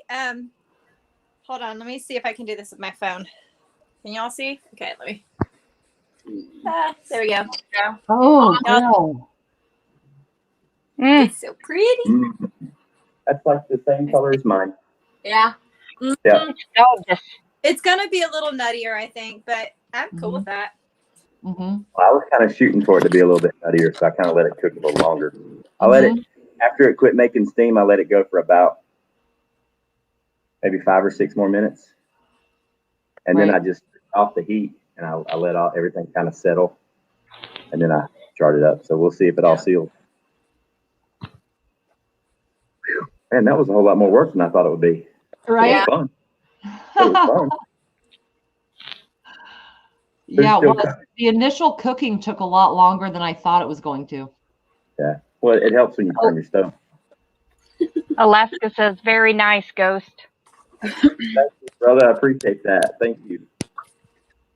I let mine go a little bit longer because when you said it gives it a more nutty flavor, I let it go about 5 or 6 minutes after it stopped steaming. So I'm looking forward to trying it.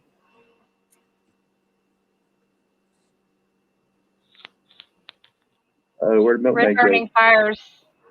Red Burning Fires says they're great.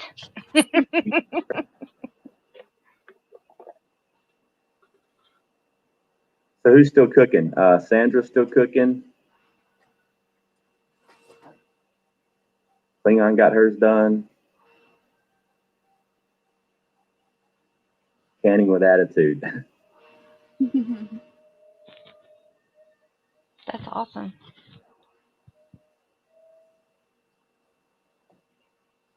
Everyone's ghee looks great. Thank you, Deborah. Thank you. Probably have 120. What is this? Probably have 120, $150 worth of ghee for just the price of the butter and some time. Yeah, yeah. I mean, I've got 10 pints, and a pint of ghee at the store is what, between $8 and $10. So yeah, at least $80. Yeah.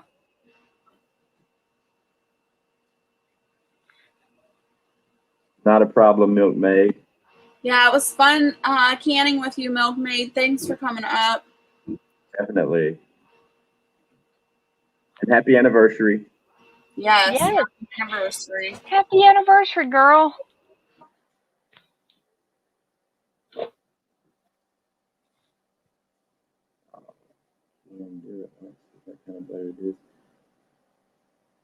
What's your kind of butter, Laura? What do you mean?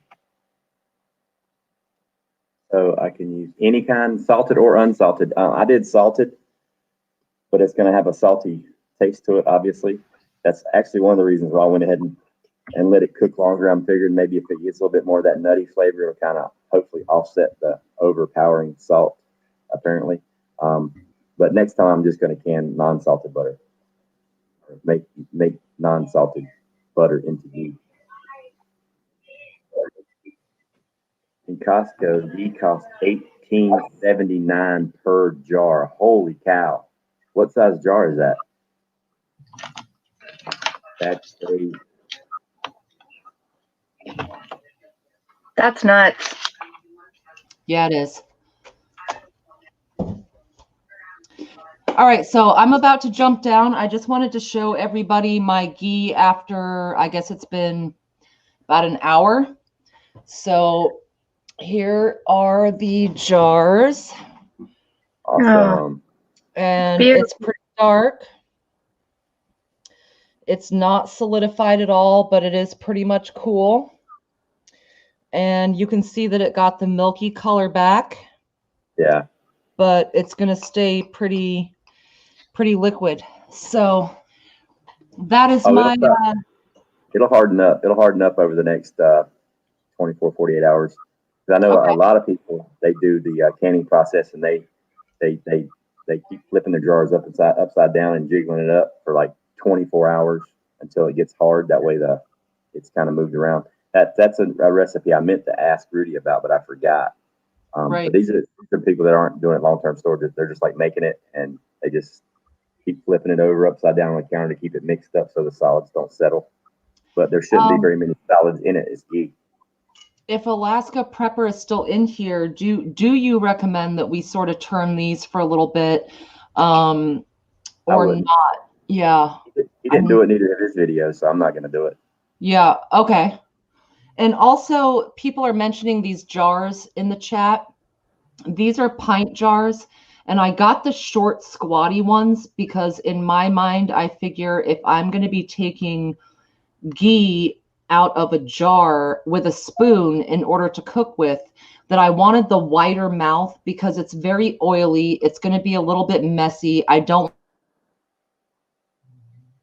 want it to drip all over the side. I don't want to have to fight with whatever size spoon that I need to get it in here. So this is the short, wide mouth. These are ball because that's what the local big box store had. But yeah, maybe something like this for doing something that's really oily like ghee, because it's easier to spoon out without making so much of a mess. All right, but I'm going to jump down. I'll be in the chat for a minute, and good times. Yeah, man, that was fun. Looking forward to next week. All right, thank you. Thank you. Okay, well, I guess, we made it to the exactly 3-hour mark. Everybody got pretty much finished up, except for Sandra. Sandra, make sure you take some pictures, and, you're a member, so post them in the community page and or on the community chat or whatever, so we can see how your ghee turned out. Yeah. Other than that, we got 54 people in the chat. I want to thank all you guys for hanging out with us for 3 hours. I totally appreciate it. It was a blast. And I'll be in touch this week in the community chat or maybe a video, and we'll decide what it is we're going to do next week, and we will go on from there. So thanks, everybody, for hanging out. I appreciate it. Thanks, Tasha. We will see you guys later. All right, bye.